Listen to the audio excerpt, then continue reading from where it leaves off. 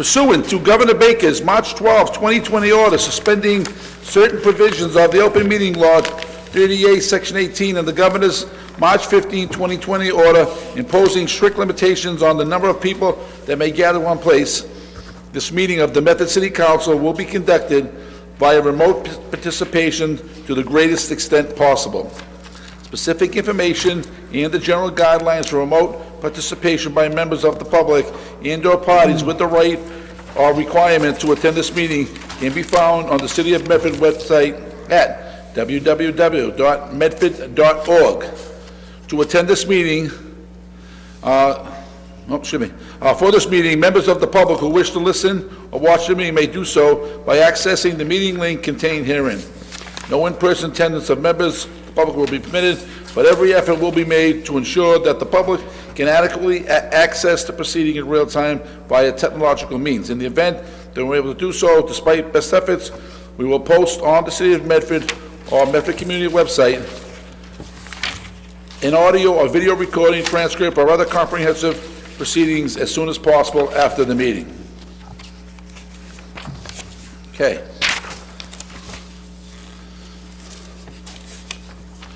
Motions, orders, and resolutions.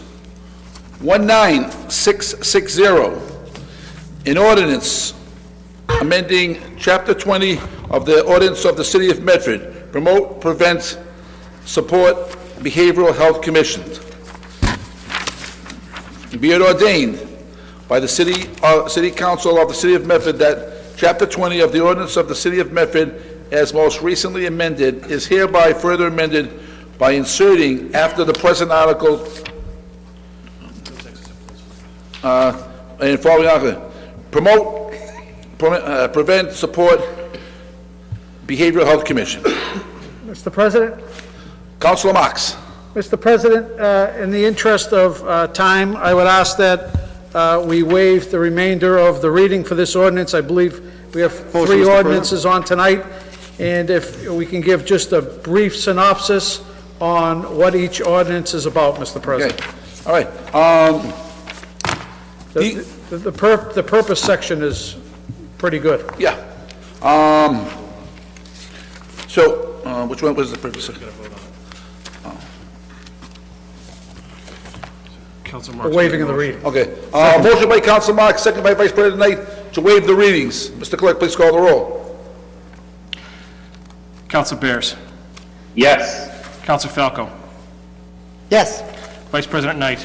Yes. Councilor Marks. Yes. Councilor Morale.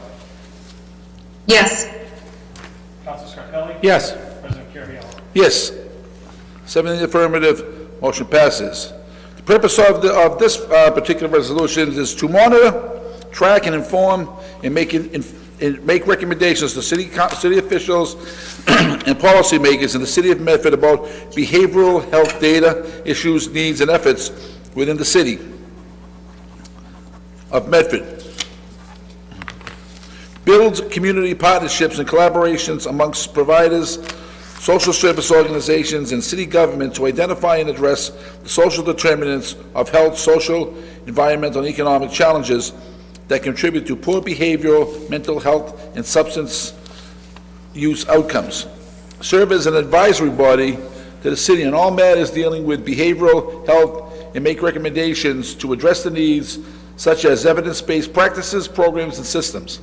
Environmental or policy changes to prevent behavioral health disorders and promote behavioral health and wellness.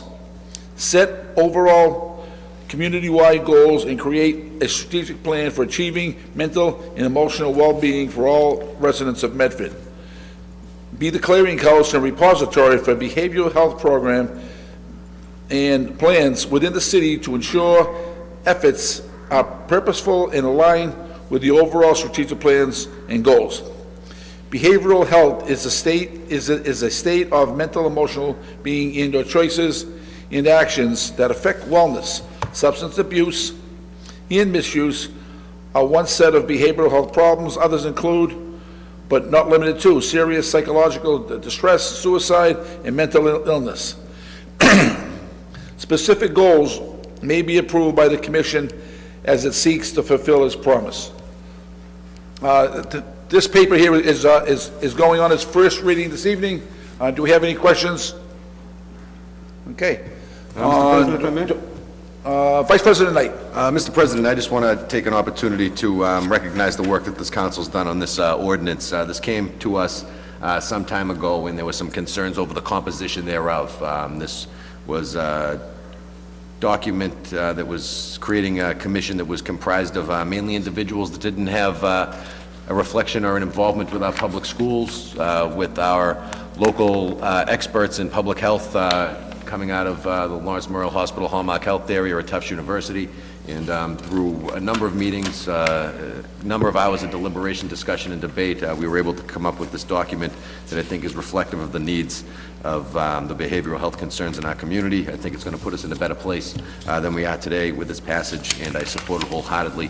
I'd just like to take this opportunity to recognize the work of the council. I think we had over 10 meetings on this one document that's before us here this evening. I don't want individuals to think that it's being rushed through. This is something that we took a long and hard look at and took a long time vetting, and it's something that I support wholeheartedly. I'm very grateful that we were able to get it completed, and I'd ask my council colleagues to support it this evening. Thank you. Mr. President? Councilor Marks. Also, if I could, in line with Vice President Knight, I want to thank my council colleagues for their due diligence on this. I also want to thank the acting city solicitor and the Board of Health Director for their input regarding this. Mr. President, in this day and age, in particular with a pandemic for the past year, health and behavioral health and wellness is now more vital than ever. With mental illness and other issues of behavioral health, Mr. President, during this pandemic. And I think it's very important to have a board of such that is comprised of police, fire, health officials, the Director of Veteran Services. It runs the gambit, Mr. President. Local institutions such as Tufts University, LMH, that can get together and we can get the input from many different organizations that see mental health and the wellness and health in many different lights in this community. And I think it's important to bring all that knowledge together, and that's what this is going to accomplish, so we can have one, as it states, depository of information that gathers information from every aspect, whether it's a veteran in the community, someone that may be homeless, someone that's experiencing housing instability, whatever the case may be, mental illness, and have a central depository where we can work on issues vital to residents of this community. And I want to thank my colleagues for their due diligence on this. Thank you, Councilor Marks. Diane Sullivan. Name and address for the record, please. Thank you, President Caraviello. Diane Sullivan, West Medford. I too want to thank everybody who's been involved with forming this commission. I had a question, through you, President Caraviello, because I was looking back at an earlier iteration, where there would be two people with lived expertise who would be engaged. And I see now that it is now down to one person with lived expertise. The work that I do, the consulting that I do around how we engage people with lived experience, in whatever that might be, whether it's poverty, homelessness, hunger, the importance of the value that they bring to the table. So I'm excited, that this commission is forming, and I just hope, I see that in the plan, on the first meeting, the goals for the year will be set. So I just hope that there can be some, behind the scenes work that can really look to engage the community.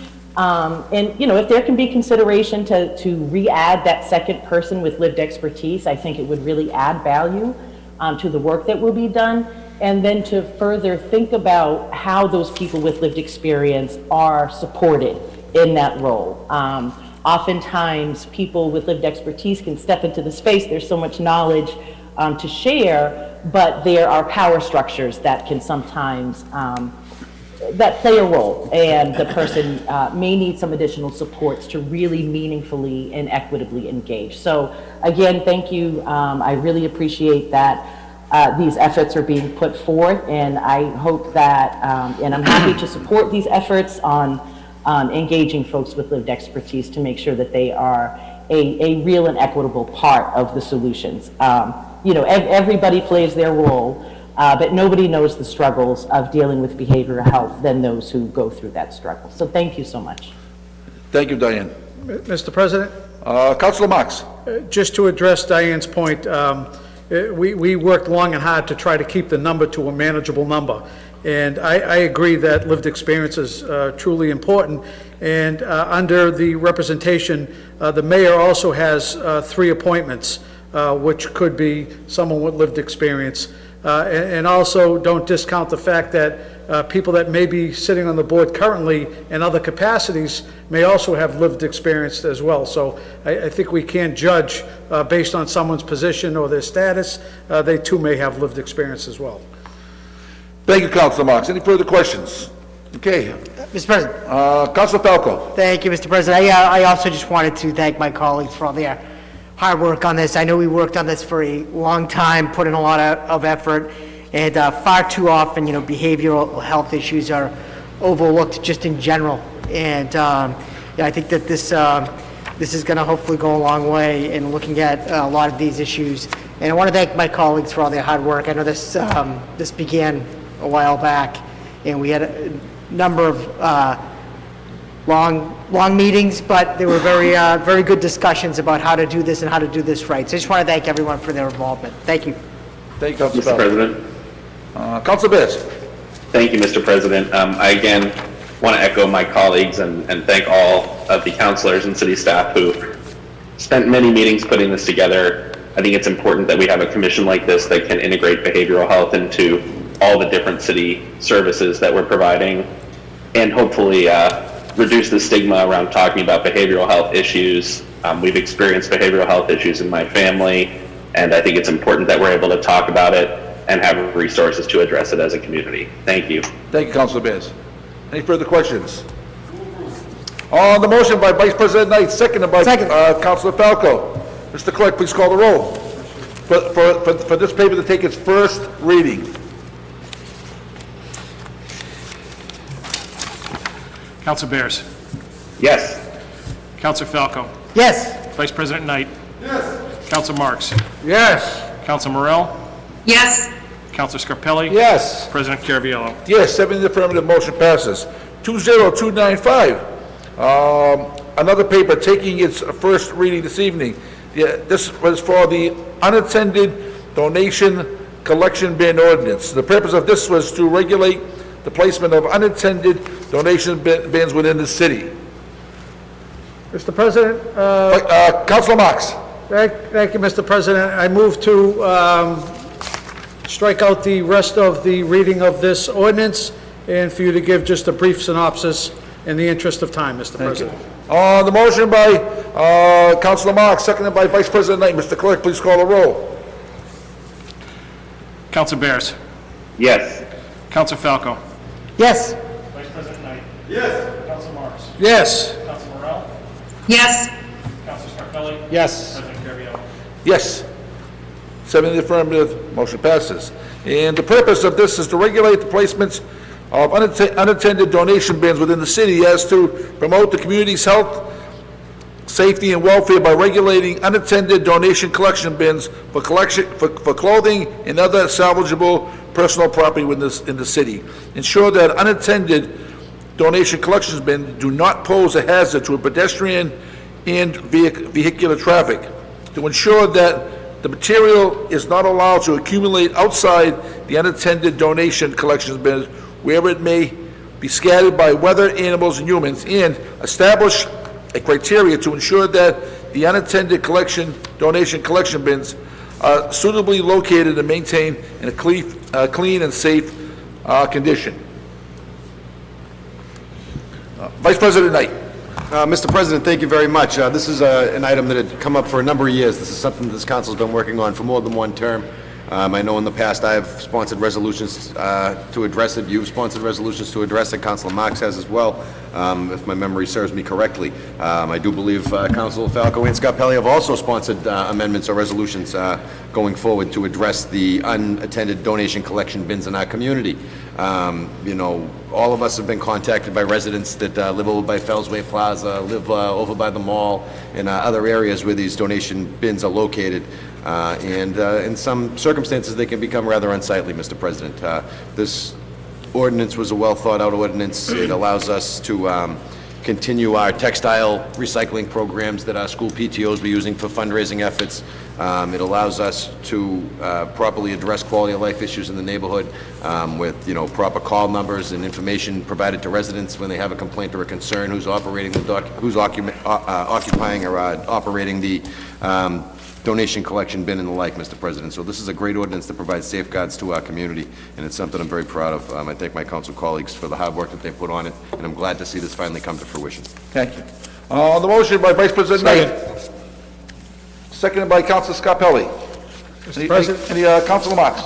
I'll just be brief, because I think Councilor Knight hit the nail on the head regarding this. You know, for many years, these collection bins have existed in the community without any proper permitting. And I think this will go a long way to ensure residents of this community that may live next to an area that has a bin or may come in contact with a bin, that these bins are regulated by the community, by the city, and indeed adhere to all the rules and regulations, which currently now we do have as a community. And I just want to thank my colleagues for their attention to this important matter.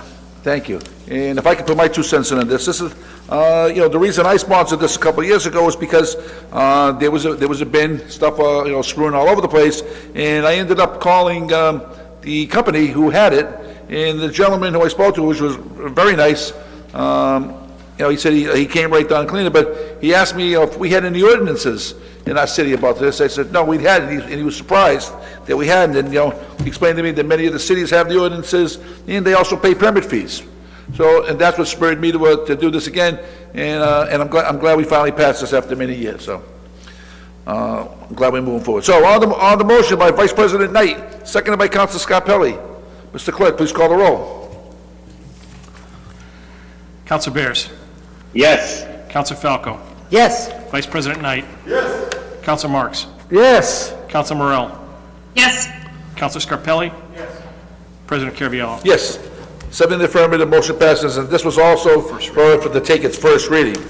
And the last ordinance, 20519, City of Medford ordinance, health and sanitation of the code of the City of Medford. Be it Council Marks. To cancel the rest of the reading and give a brief synopsis.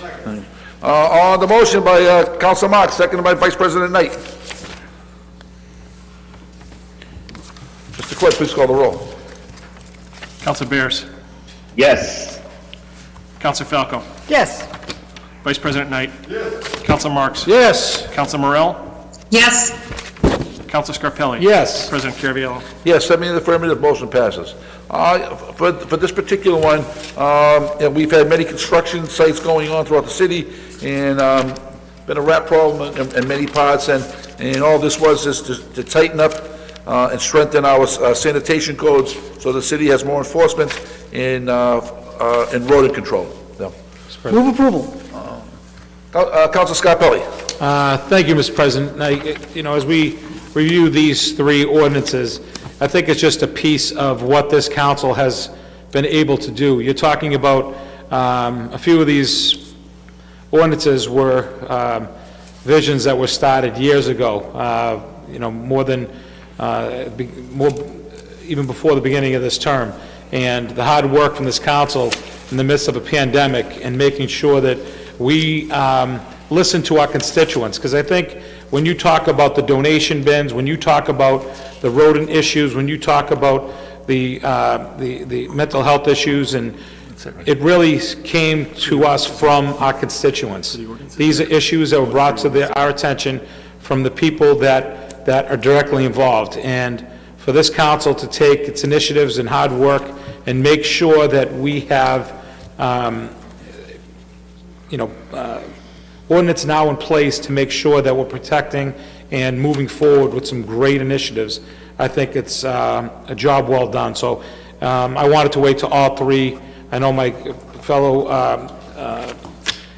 councilors mentioned how much work that we put into these, but I wanted all three to be read before I mentioned and gave my 2 cents, and just in appreciation for everybody's hard work. I think that this is what happens when people work together to make sure that we're putting our constituents first and their safety and well-being. So thank you, Mr. President. Thank you, Councilor Scarpelli. On the motion by Councilor Falco, seconded by Councilor Scarpelli. Councilor Knight. Vice President Knight. Mr. President, I think it's very important to point out that what this rodent control ordinance does is it requires that there's an individual pest management program for permittees that are receiving permits for dumpsters, permits for food establishments, permits for transfer and recycling facilities, keeping animals, also permits for public property, individuals that are coming in our community to open our streets and provide construction services. Also, individuals that are composting in their backyards, and that's something that we've heard a lot about, Mr. President. Individuals that have seen rodent problems due to composting and the way that composting has been handled. And this puts some regulations in here that allow us to continue composting in the community, but put some safeguards in, and that's something that I'm very glad that the council supported. So with that being said, I do thank them for supporting that amendment that I added, and I move approval as well. Thank you.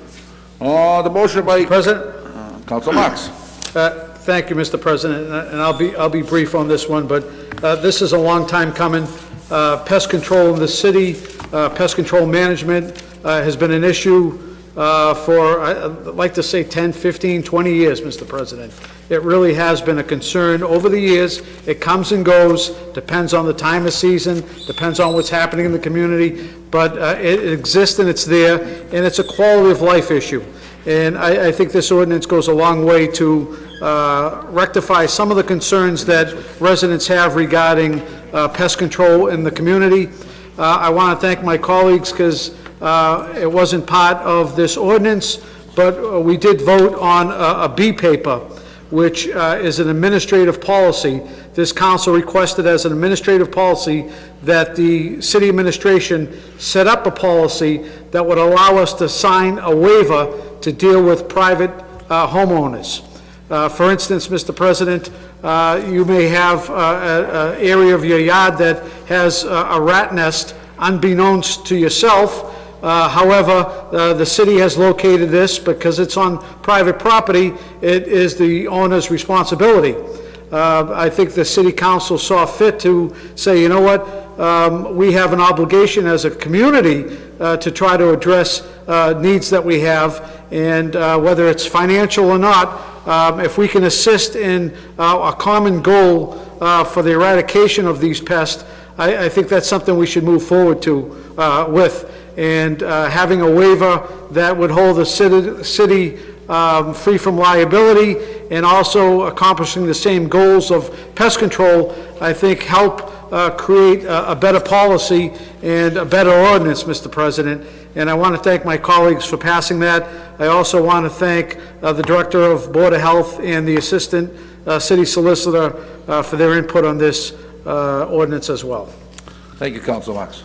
Okay, on the motion by Councilor Falco, seconded by Councilor Scarpelli, that this paper takes its first reading. Mr. Clerk, please call the roll. Councilor Bears. Yes. Councilor Falco. Yes. Vice President Knight. Yes. Councilor Marks. Yes. Councilor Morrell. Yes. Councilor Scarpelli. Yes. President Caraviallo. Yes, 7 in the affirmative, motion passes. 21048, offered by Vice President Knight, be it so resolved that the Medford City Council requests an opinion from City Solicitor Scanlon on the following question. Does the City of Medford's current zoning comply with the recently adopted law, HB 5250, and its requirements mandated under Chapter 40A, Section 3A of the general laws pertaining to the MBTA communities in multi-unit residential developments? Vice President Knight. Mr. President, thank you very much. This paper was passed by the state legislature and signed by the governor into law, and it has a requirement that says that MBTA communities must have a high-density zoning district within close proximity to their MBTA station, one MBTA station in their community. I believe that it's 15 units per 1 acre is the defined basis. So I'd just like to ask this question to the city solicitor as to whether or not we're in compliance. The reason I ask the question is because this council is going through a rigorous process of recodifying our zoning right now. Earlier this evening, we talked about a housing production plan that the administration's working on with a private consultant. And I think it's important, Mr. President, that we take into perspective all of the new changes that have happened at the state level to ensure that we're in compliance and that we're not spending money on consultants and studies and doing so in not compliance, not complying with the law. So with that being said, it's just a request for information to ensure that as we move forward as a council in addressing our zoning here in the community, that we're doing so with the proper legal guidance and information necessary to make informed and wise decisions. Thank you, Vice President Knight. Any further questions? On the motion by Vice President Knight, seconded by Councilor Scarpelli. Mr. Clerk, please call the roll. Counselor Bears. Yes. Counselor Fel. Yes. Vice President Knight. Yes. Counselor Marks. Yes. Counselor Morrell. Yes. Counselor Scarpelli. Yes. President Carviallo. Yes, 7 in the affirmative, motion passes. 21049, offered by Vice President Knight. Be it so resolved that the Medford City Council extended steep and sincere condolences to the family of Rose Moshe on her recent passing. Vice President Knight. Mr. President, thank you very much. Councilor Scarpelli is also a co-sponsor of this resolution. Many of us know the Moshe family from the fine meals that we've all received when we cross the border over into Ball Square and go to Victor's Deli. And I'm sure many of us have had the world-famous chicken a la Rosa, her famous beef stew, her famous escarole soup, world-famous calzones, steak and cheese, chicken parm, the list goes on, Mr. President. Rosa Moshe opened a restaurant with her husband Victor called Victor's Deli over in Somerville some years ago, and these longtime Medford residents treated everybody like family. That restaurant was their kitchen, and that restaurant was their home, and everyone was allowed to eat around their dinner table. And Rosa recently passed due to some complications with her health, and having recently retired from Victor's and passing the business on to her son Michael, who's expanded it to the Ball Square Cafe. He's been taking up some of Rosa's recipes and delivering them to the public over there. But Rosa recently passed, and she's someone that's touched so many people's lives, Mr. President. I've been going to Victor's Deli for as long as I can remember. Every Saturday morning in high school, we'd go down there and get chicken parm subs, and Rosa would greet us with a big smile, and she'd put the order in before we even walked through the door.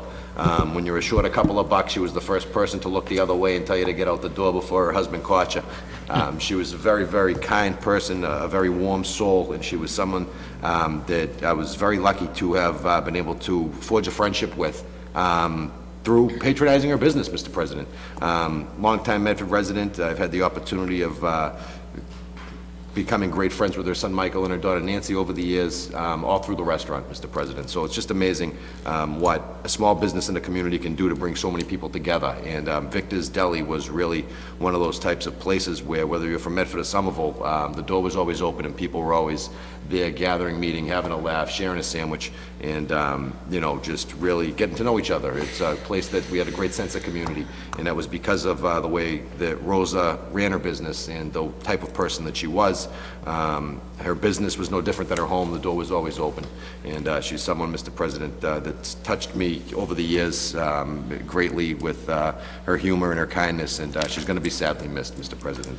Thank you, Mr. Vice So President. at the risk of babbling on any further, I will rest my case, but it's something that I certainly believe deserves some recognition this evening, is the service that Rose has done to the community in Victor's Deli, and all that they've done for people here in the city of Medford. So I'd ask that the council support this resolution. Thank you. Councilor Scarpelli. Thank you, Mr. President. Thank you, Council Knight, for bringing this forward. And I've known the Moshe family for a long time. I started first with interactions on Princeton Street, growing up next to my best friend as a child, and we spent a lot of time together. And then meeting, getting involved in sitting at Victor's and knowing the family. And one thing that's amazing is the type of person she was. She was a great mother to her great children and a great wife to her husband, hardworking husband. But what you realize with Mrs. Moshe, when you walked in that door, she treated everybody like family. I often brought, whenever I had issues with any of my students, the place that I would want to go and they wanted to talk, I would take them to Victor's Deli because there was a nice quaint area. And one thing that Mrs. Moshe always did, and Nancy and Jason after Mr. Moshe's, really made people feel comfortable. And when you bring a young man from El Salvador who's got a lot to worry about, and Mrs. Moshe walks over and they're looking at this elaborate menu of food that's prepared in front of them, their eyes are stunned. And Mrs. Moshe is the type of person that made kids feel so welcome, and they gave them that opportunity to have a place that they would feel that they were in their kitchen with their parents. And she was that type of person. I think that she leaves a huge void in our community. I know it's in Somerville, but it's in our hearts. It was a Medford restaurant, it was a Medford business, and it's someone that we will definitely miss. I know that, I know Mike has mentioned a few times already that how proud he is and the honor that he'll give his mother to pass on her traditions. And if you know Mike Moshe, he's got the same heart, and she'll be missed. So our condolences to the Moshe family, and we wish her to rest in peace. So thank you. Thank you, Councilor Scarpelli. Councilor Marks. Thank you, Mr. President. I want to thank my colleagues for putting this on this evening.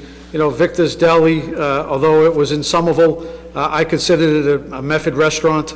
Many Medford people attended Victor's Deli. You know, the home-cooked meals made you feel like you were at home, as my colleagues mentioned. When you went in there and got a sandwich, it tasted like you were at home. It tasted like you were eating with your family. And the atmosphere was the same way. And that's how they always ran the business. And, you know, Mrs. Moshe was truly, as my colleagues mentioned, a family person. Family meant everything to her. And you can see that in her kids. You can see it in the way they carried themselves. And she will be sorely missed, Mr. President. Thank you, Councilor Marks. Councilor Falco. Thank you, President Caraviello. My thoughts and prayers go out to the Moshe family. I grew up with Mike, and I've been to Victor's many times throughout the years. And actually, I was talking to my mom just the other day, and she was telling me how Mrs. Moshe passed away. And just a remarkable woman, and I know you always hear about the food, and it's just a great place to eat, and great family atmosphere, and a big part of our community, although it was right over the line in Somerville. So my thoughts and prayers go to the Moshe family. Thank you. Thank you, Councilor Knight, for bringing this forward. Councilor Bears. Thank you, Mr. President. Thank you, Councilors Knight and Scarpelli, for putting this on. You know, I'm thinking of the Moshe family and, you know, the environment that they built to bring people of all ages and all backgrounds together around delicious food. And I'm just reminded of one story of a Medford friend who was studying abroad and figured out a way to get 2 frozen Victor's calzones in their checked baggage and get it over to Denmark, because that's how much they loved Victor's Deli and Rose's food. So thank you for putting this on, and I'm thinking of the Moshe family. Thank you, Councilor Bears. And if I could put my own in, I know the Moshe's many years. I don't think there's been a Caraviello birthday party or a function that hasn't had Victor's calzones or barbecue for I don't know, for as many years as I can remember. Always went in there. Rose and her husband and Mike are always good people. Again, good quality family, and another loss to our community. And I say, they were always considered a Medford business, even though they were in Somerville, because probably most of the customers were from Medford. But again, my condolences on the passing on Rose. Thank you. If we could please rise for a moment of silence.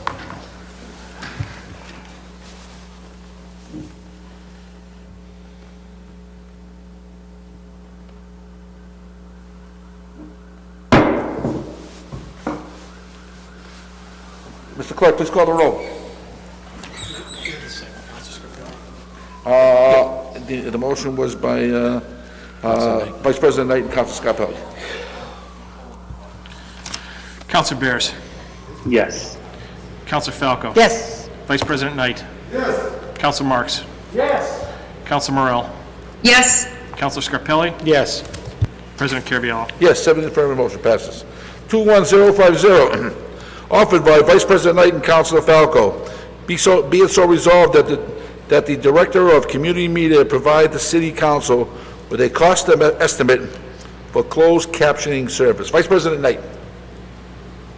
Mr. President, thank you very much. In recent weeks, we've seen our colleagues in government on the school committees broadcasts providing closed captioning services. Our Human Rights Commission has discussed the City Council's potential to expand the way that we communicate with people, whether it be through translation services, closed captioning services and the like.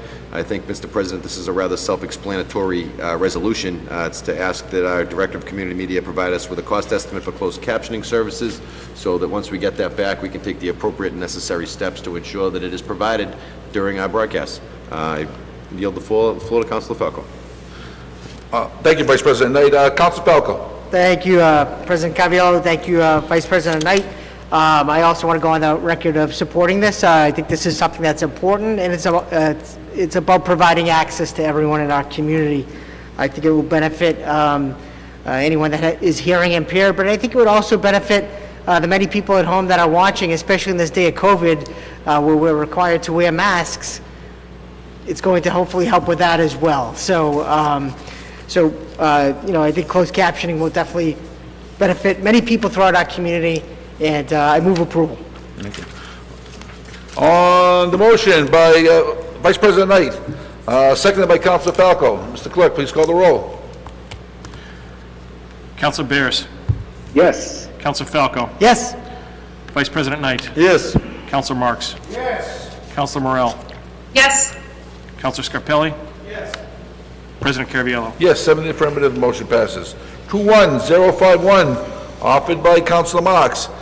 Be it resolved that the COVID-19 vaccination rollout be discussed. Councilor Marks. Thank you, Mr. President, and I stated this a couple of weeks ago, and it is still true that Massachusetts is considered a national healthcare leader, with many of the top healthcare providers residing in Massachusetts.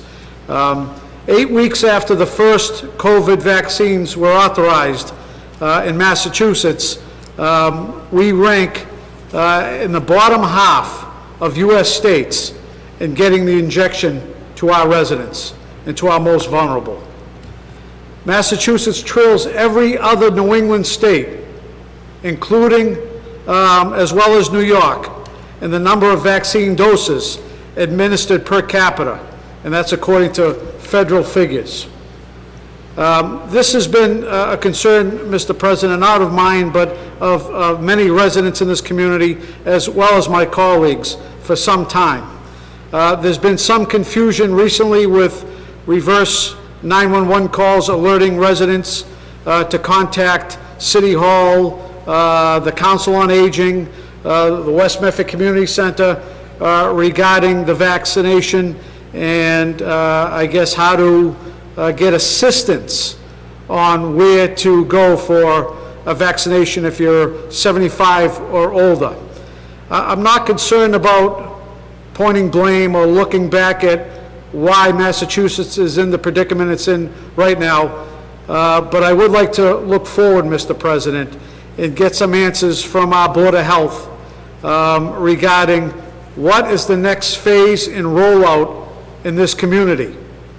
And I think it's important to find out what the plan is, because there's so much misinformation going around, and we heard last week from the Board of Health Director that maybe the call that was made wasn't intended to create a list of potential residents that are 75 and older to wait for a vaccination or for a call back.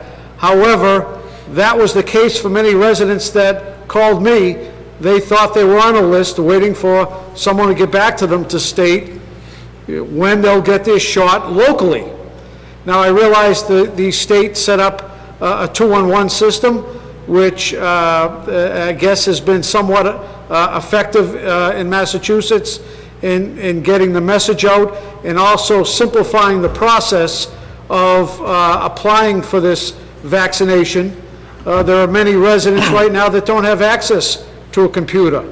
Under the old system with the state, you had to go online to fill out an application, a multi-page application, in which some residents weren't able to access, Mr. President. So I'm eager to hear from the Board of Health Director regarding what the plans are for the rollout and method for our seniors 75 and older. I got a call this afternoon from a senior that said she received a call from the Medford Council on Aging, and they asked if she was still interested in getting the vaccination, and that it would be available at some point at the Andrews Middle School.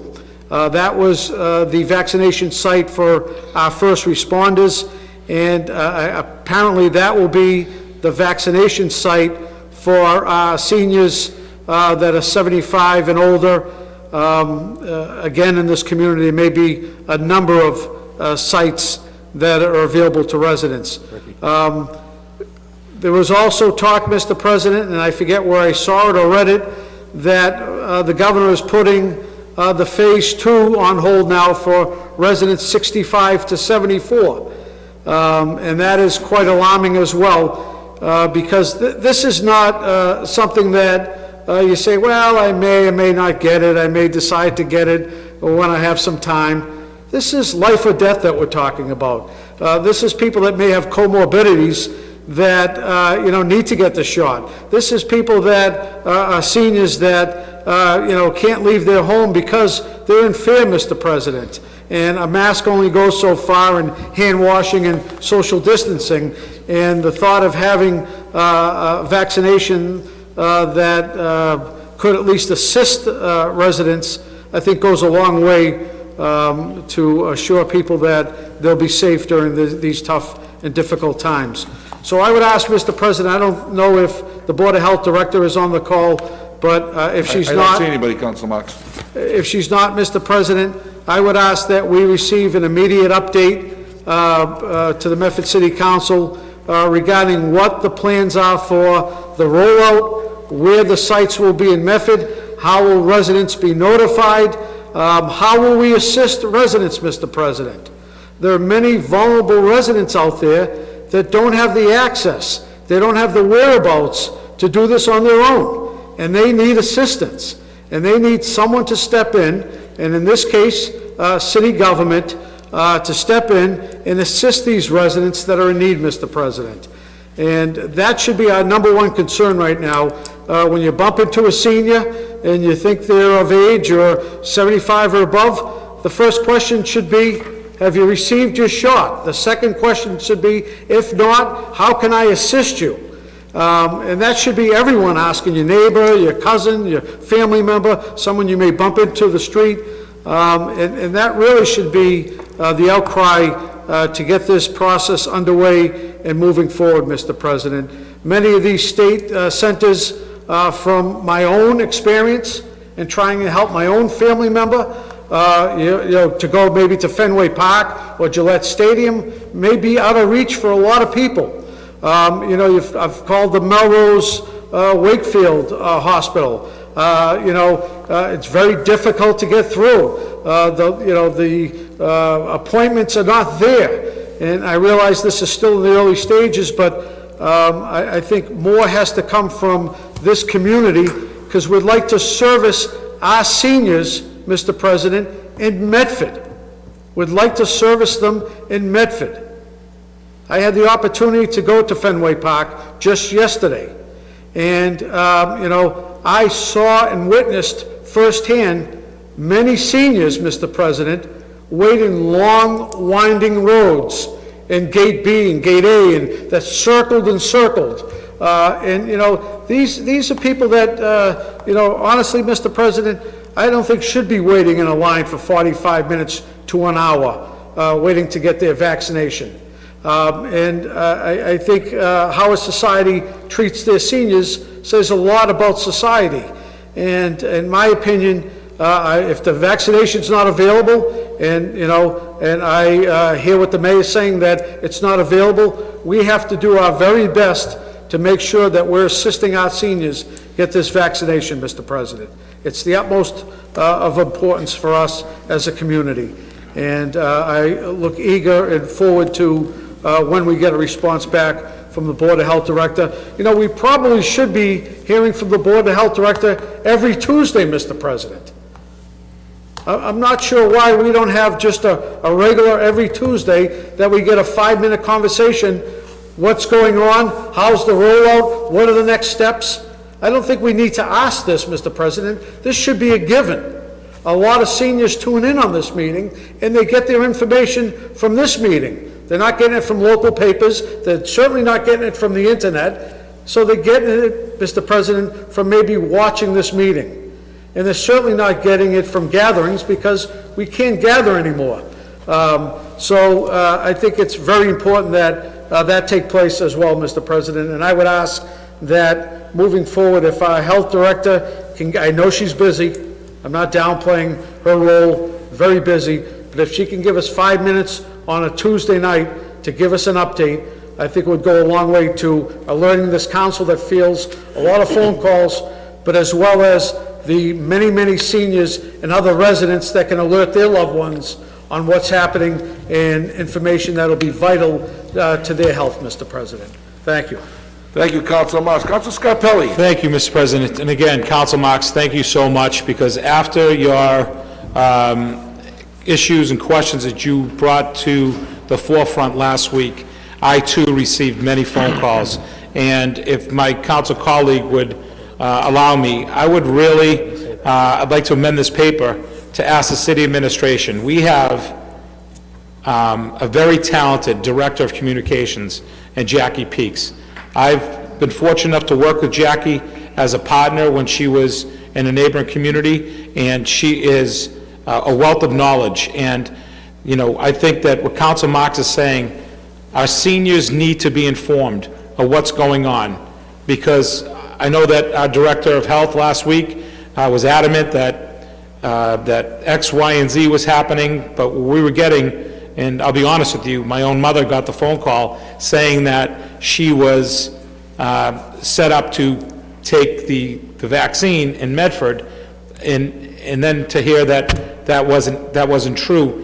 Those are the issues that are true. So we have to find a way through public health announcements and addressing it and head on. So we have a lot of very talented people. I'll point my finger across the hall right now to Pat Gordon, and there's got to be a way that we can send out public health addresses to our constituents on the loop, especially our seniors, with some sort of a message. I know the mayor's done some great announcements in her office with some great initiatives and using the public, community cable. That's an easy way to reach a whole needy community, which is our seniors, and just to inform them of what's happening, the process of what's going to happen. Like Council Mark said, a lot of seniors don't know what's happening. I know we heard in the past was that the city did their due diligence by setting aside a location and getting ready to rent a location to administer the vaccine, and then that fell through because the governor didn't come through with the vaccinations, and we can understand that. But there's got to be a plan in place as we move forward. It could be something that's happening in 2 weeks, but we should be preparing our seniors right now and what they should be doing and how this should be informed, because this is, it is serious. I know that before we came to this meeting, I lost a very good friend because of the COVID, and a lot had to do with his residence. He had a son who's a teacher that came home and didn't know he had it. And these are the issues that we're going to hear as we go to opening the schools and making sure our teachers are vaccinated. But right now, the biggest issue I see are our seniors. So we need to be more more transparent, to use that word, that it's so easily thrown around this community. We need to be more transparent when it comes to informing our seniors especially, and what needs to be done with achieving this life-saving vaccine. So please, I implore the mayor and the administration to please find a way, working with our communications director, reaching out to our different avenues, whether it's letter form on tax bills, whether it's using COVID relief money if it's still there to send information out via letters, whether it's setting up a loop on Channel 15 and 22 and Channel 3 to make sure that residents, you could point to a senior to say, hey, turn on channel so-and-so, watch the loop. It'll tell you what's happening. And even if it's the vaccine's not ready to come out yet, we don't have the vaccines, but when it does, this is what's going to happen, A, B, and C. That's what they need. The governor right away, when he's first rolled out this wonderful plan of senior citizens going on to a website and then maneuvering through 66 different sites to then sign up for someplace and not be available, and then realize, oh, there's something really simple. You could just dial 211. And you know what? That doesn't make that, hey, we have C-Clicks Fix. Imagine if we could find a way with C-Clicks Fix that seniors can call that number, dial 311, and have a person designated, maybe through the health department, that says, I'm a Medford resident, I'm a senior citizen, please guide me. So we have initiatives, we have these tools in place in this community, but we have to be transparent in the sense that forward-thinking to move this forward and try to find a way to get the word out that's so desperately needed. So, again, I know that we've there's no blame to go around, I don't think. I think this is a crazy time. But even if we don't have the vaccines right now, we should have a plan in place to inform our seniors that this is what's happening, this is when it's going to happen. So, thank you. I'm sorry for rambling, but to hear the desperation and some of the seniors that I talked to over the last week, it's frightening. And it's some of the simplest things that they just want to go for a walk. They just want to go to their salon and get their hair done and not think that they're going to come back and die. And, one resident I talked to said, George, I just want to hug my grandkids. And that speaks volumes. So if we need to move forward with this in a more sensitive and proactive manner. So thank you.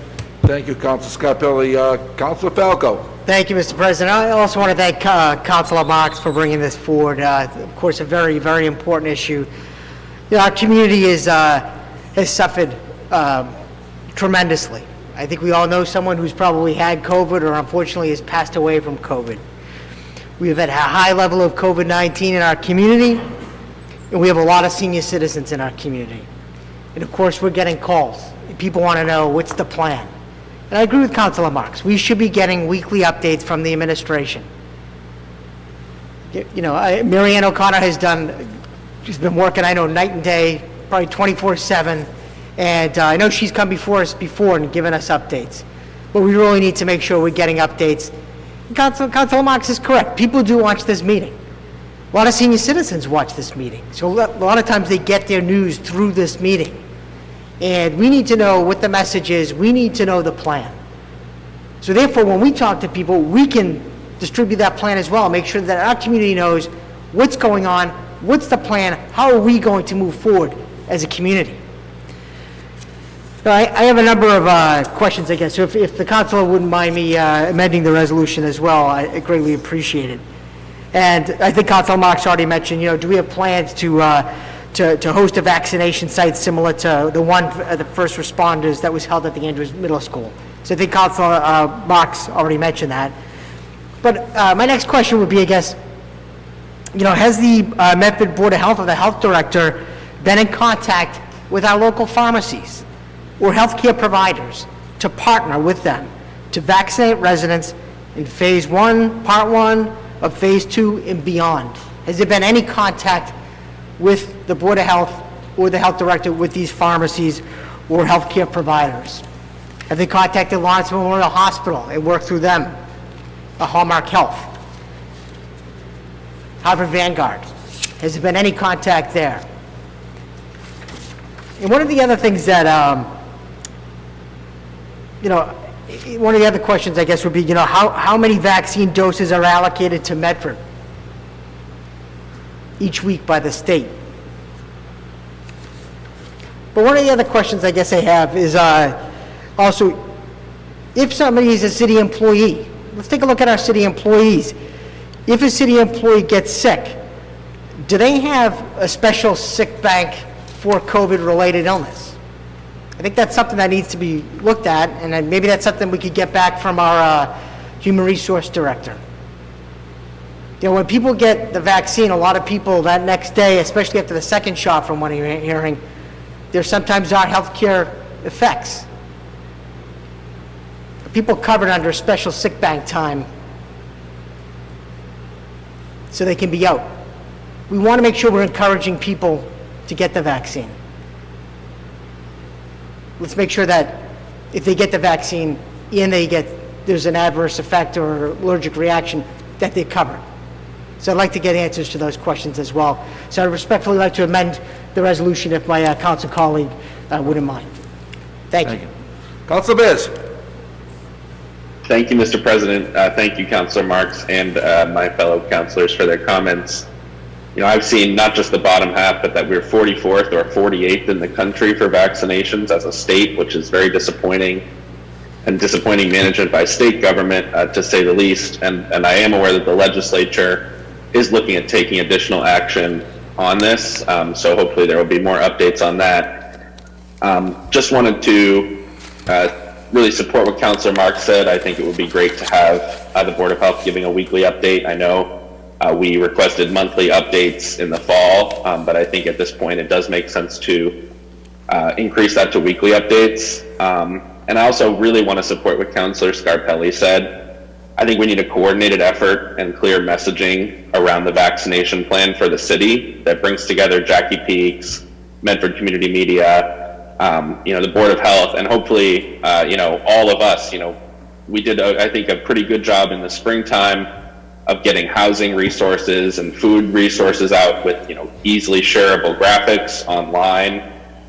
We had a mailer that went out around some of those resources as well. So I think it's really important that we have that coordinated effort through all the different forms of media and, mail that we have to let people know exactly what the plan is. I fielded a lot of calls this week as well from people who were confused about how they could get a vaccine appointment. And, I agree we need a plan for Medford, but as of now, I have just continued to point people to maimmunizations.org, which is the state website that is subpar, but it is the website that the state has created, and now to the 211 hotline that was created late last week. So that is where I am pointing people now, and hopefully we can have an answer on the city's plan and a clear coordinated messaging strategy as soon as possible. Thank you. Thank you, Councilor Bears. Councilor Morell. Thank you, Mr. President. Yeah, I just want to echo what a lot of my colleagues have already said to Councilor Bear's point. We did ask in the fall, we passed a resolution to get monthly updates on COVID from our Department of Public Health. We've gotten those sporadically. I absolutely agree with Councilor Marks that this is something that should be happening weekly at this point to minimize misinformation. A lack of information spurs a lot of misinformation or people just trying to piece together. I know we had I had some people reach out today. Some information on our website was not correct. We were able to address that. But having, as the other councilors have iterated, having these real-time updates at the council meetings will help to address a lot of the issues we're facing. I understand that with the amount of vaccine, there's not much the city can do about it, but a lot of what we're talking about right now is a communications problem, and that we can absolutely do something about. We do have a communications director now, as has been pointed out, so I think it's something, as everyone else has pointed out, that we need to come together as a city to make sure the right information, the most up-to-date information is there to keep our residents informed in light of kind of the scramble that's gone on at the state level, because maybe they don't have heads together as they should, but we can make up for that at least with real-time information. So again, I thank Councilor Marks for bringing this forward. Thank you, Councilor Morell. On the motion, Mr. President, if I may? Vice President Knight. This council has been requesting the city's vaccination plan since December 15th, since before Christmas. We've been asking what the vaccination plan is and what direction we're going to go in. It's unfortunate that at our state level of government, we have been unable to get this together. I think it's sad, Mr. President, I really do. And when we look at a congressperson being elevated to one of the more powerful positions in the U.S. House, I call on the mayor to reach out to our colleagues in government that represent us here in Medford. Because if we're 44th in the country in the distribution of vaccinations, but we are, as Councilor Marks said, the premier provider of health institutions in the world, there's something wrong. There's something wrong, Mr. President. And every day that goes by, someone else dies. Right? Every day that goes by, someone else dies. I really don't want weekly updates about what we're going to be doing. I want a vaccination plan in place where we're actually have boots on the ground, needles going in arms, and people getting vaccinated, Mr. President. Did we not know that there was going to be a vaccination at some point in time?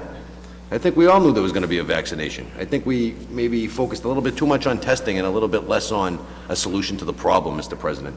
And, you know, here we are now, almost 2 months later from our initial request for a vaccination plan, and we still don't have one. And that's problematic, Mr. President, because if the council's asking for the vaccination plan, it's because we know it's a pressing need in this community, because we've all heard it. So I support my council colleagues in figuring out what's going on, because, you know, we need to get the appropriate and sufficient amount of doses to address our high-need community. And as Councilor Marks has stated a number of times in the past, Medford has a high number of senior citizens that reside in this community, higher than the state average. So with that being said, we should be a priority community, Mr. President, looking at the number of individuals that we have that would fall into the high-risk categories. So with that being said, I support my colleagues in moving forward. I don't want updates, I want action, I want a vaccination plan, but, you know, I think that the public needs to be informed in a better fashion, and I do have all the faith in the world in Jackie Peaks and her ability in the communication office to put together a comprehensive communication strategy that will meet that goal. Thank you. Councilor Scarpelli? Okay. So, on the motion, Mr. President? Councilor Marks. Just if I could, Mr. President, and when this pandemic first started, the city administration implemented the Are You OK program. And in my opinion, that was a tremendous success, reaching out to thousands of seniors in this community by phone, Mr. President, or by email, and asking if they are okay and if they had any particular needs. And I just think this would be a great program to extend regarding the vaccinations. And I know you were involved, Mr. President, in making the phone calls when this first started, and you made hundreds of phone calls out to seniors. And you would know firsthand that, you know, the many thousands of seniors in this community, whether they're in the process of getting an injection on their own or so forth, it would be so nice to get a call from city government to say, are you okay now? Do you need assistance with the vaccine? And if the answer is no, then you go on to the next person. And I think that would go a long way. So I would respectfully ask, as part of an amendment, that the mayor use the Are You OK program, which was very successful, and extend that to Do You Need a Vaccination program? And reach out to all the seniors in the community. Right now, we're looking at phase 1, but if you're 65 and older, in my opinion, you should be on the list. You know, they're saying 75 and older now for phase 1, and that's fine, and other people with medical conditions and comorbidities and so forth, but you know, I think they should be looking at, the city should be reaching out to people 65 and older, Mr. President, and making those thousands of calls, and let residents know we're there. Let them know we're there. We get the reverse 911 call, that's great. We can see it on local access, that's great. But the personal phone call really goes a long way to let people know, hey, I matter, I care, and someone's looking out for my best interest. And I think we're obligated to do that, Mr. President. So I'd ask that as an amendment as well. Hey, on the motion by Councilor Marks, seconded by? Second. Seconded by Councilor Falco. As amended, by Councilor Marks, and Councilor Scarpelli, and Councilor Falco. Council Marks again. And Councilor Marks for a second time. Did I get them all? Did I miss anything? Mr. Clerk, please call the roll. Council Bears. Yes. Council Falco. Yes. Vice President Knight. Yes. Council Marks. Yes. Council Morel. Yes, Council Scarpelli. Yes. President Caraviallo. Yes, 7 in the affirmative, motion passes. 21052, offered by Councilor Falco and Vice President Knight. Be it resolved that the mayor include in the fiscal year 2022 municipal budget an appropriation to hire an attorney to represent the city council respectfully. Councilor Falco. Thank you, Mr. President. I'd like to begin by just saying this is no reflection on our acting city solicitor, Kim Scanlon. Kim does a remarkable job. She's always there to answer questions. I have called her numerous times, so I don't want this to reflect poorly on her. It has nothing to do with her. But what I want to do is I believe that, we need a line item in the budget. The city council does for, to hire an attorney. And this is basically to help us with our weekly work. I mean, if you take a look each week, I think more and more, when we talk about these issues, we're talking about issues that have, legal implications. There's all kinds of legal type questions, and we really need an attorney that's going to be able to help us out with these things. I think if anybody that's watched the beginning of the meeting till now, we passed 3 ordinances earlier tonight. They passed their first reading. 3 ordinances, and all of them took a tremendous amount of work and time from Kim Scanlon and our legal department. And they also took the help of KP Law. And, KP Law has helped us with a number of different ordinances that we passed last year. And with KP Law, you get a different attorney for, all the different issues that you're working on. So we need consistency. We need someone that actually can come in, help us with our work. We do a lot of work, and we need to make sure that it's someone that can work with us week in and week out to help us push our ordinances forward, answer any type of legal questions that come up during our meetings, and I think it's important. We need consistency and guidance. And the city council will benefit from its own attorney. So I firmly believe in this. I believe this may have been on last year. I'm not sure if I offered it. It might have been offered by one of my colleagues as well. But I really believe that this needs to be part of our upcoming budget. So I'd ask respectfully that my council colleagues support this, and I move approval.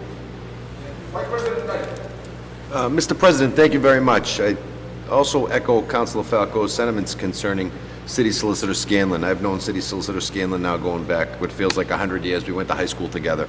She's a very capable person. I know her very well personally and professionally, and I think she's doing an excellent job. This item came up last year as one of our council priorities. And in the committee of the whole that we had, the administration talked about this great new contract that they were going to be executing with a firm called KP Law, who, based upon the bills I've received from the administration, we still haven't paid, and or been billed for. But one of the biggest things, I think, Mr. President, to promote a successful relationship between an attorney and a client is trust. And KP Law came before us, and when we asked them the question, who's your boss? Are you working for the city council right now, or are you working for the administration? They said, we're working for the administration, we're just giving the city council advice. I don't think that trust is there with KP Law, with this group, with this council and KP Law. I just don't think we have that trust. And quite frankly, we're a very productive council, Mr. President. As Councilor Falco pointed out, we pumped out 3 ordinances tonight for first reading, but we didn't just pump them out. Those took years, literal years, for us to finally get to this point. And I think we'd be able to enhance our levels of productivity if we had the necessary technical expertise and support on issues like zoning, the open meeting law, the drafting of ordinances, the compliance with Chapter 40A, the crafting of requests for information from the administration, because sometimes I feel like we spend more time asking for information than we're entitled to than we do about actually working on the work. And more importantly, Mr. President, we'll have somebody here that will help us ensure compliance with the law. Everybody on this board took an oath that to the best of their abilities, they were going to uphold the laws of the Constitution of the United States, the Commonwealth of Massachusetts, and the ordinances in this community. By having legal counsel available handily to provide us with that technical expertise and support will be beneficial and will only make us a more productive body, number one. It will make us, number two, it will make us a more productive body, Mr. President. This is something that I feel is a necessary priority for inclusion in the next fiscal year's budget. As we see an increasing number of matters coming before us, I think it's necessary for us to ensure that we have the tools to do the job appropriately and properly. And that's why I'm going to support this resolution this evening, Mr. President, and that's why I'm going to be very concerned if, when we start our pre-budget meetings, which are coming up relatively shortly, which were also a council priority from last year, if this isn't included in some of those discussions, I'm going to have a very difficult time moving forward and supporting a budget that doesn't sufficiently and adequately support the city council in the work and time and efforts that it puts in to meet our obligations. So with that being said, I second the motion of Councilor Falco. Thank you, Vice President Knight. Any further questions? Mr. President, Councilor Marks? I want to thank Councilor Falco for putting this on the agenda. This has been a priority of this council for a number of years to get its own representation. It's no different than the Medford School Committee that has their own legal counsel, of which this council, on a number of issues, I think would benefit from having legal advice that's towards the city council. And that, with that statement being made, Mr. President, I do want to say the current acting city solicitor has been acting city solicitor for over a year now. 1 year, Mr. President. And, you know, it's about time the city administration makes a move. And in my opinion, they should make the current acting city solicitor the city solicitor and move forward. There's no reason why that position should be held over anyone's head for any length of time, Mr. President. As was stated by my colleagues, the person in that role was the assistant city solicitor under former solicitor Mark Rumley, where I'm sure she learned a lot from Solicitor Rumley that was there for over 3 decades. And I am very confident in her capabilities, Mr. President, as the lead legal counsel in this community, and would respectfully ask that this city administration, they tend to slow down when it comes to appointments and a number of other items, Mr. President, that they appoint this city, acting city solicitor as city solicitor. Thank you. Thank you, Councilor Marks. Councilor Bears? Thank you, Mr. President. I think Councilor Marks brings up a great point.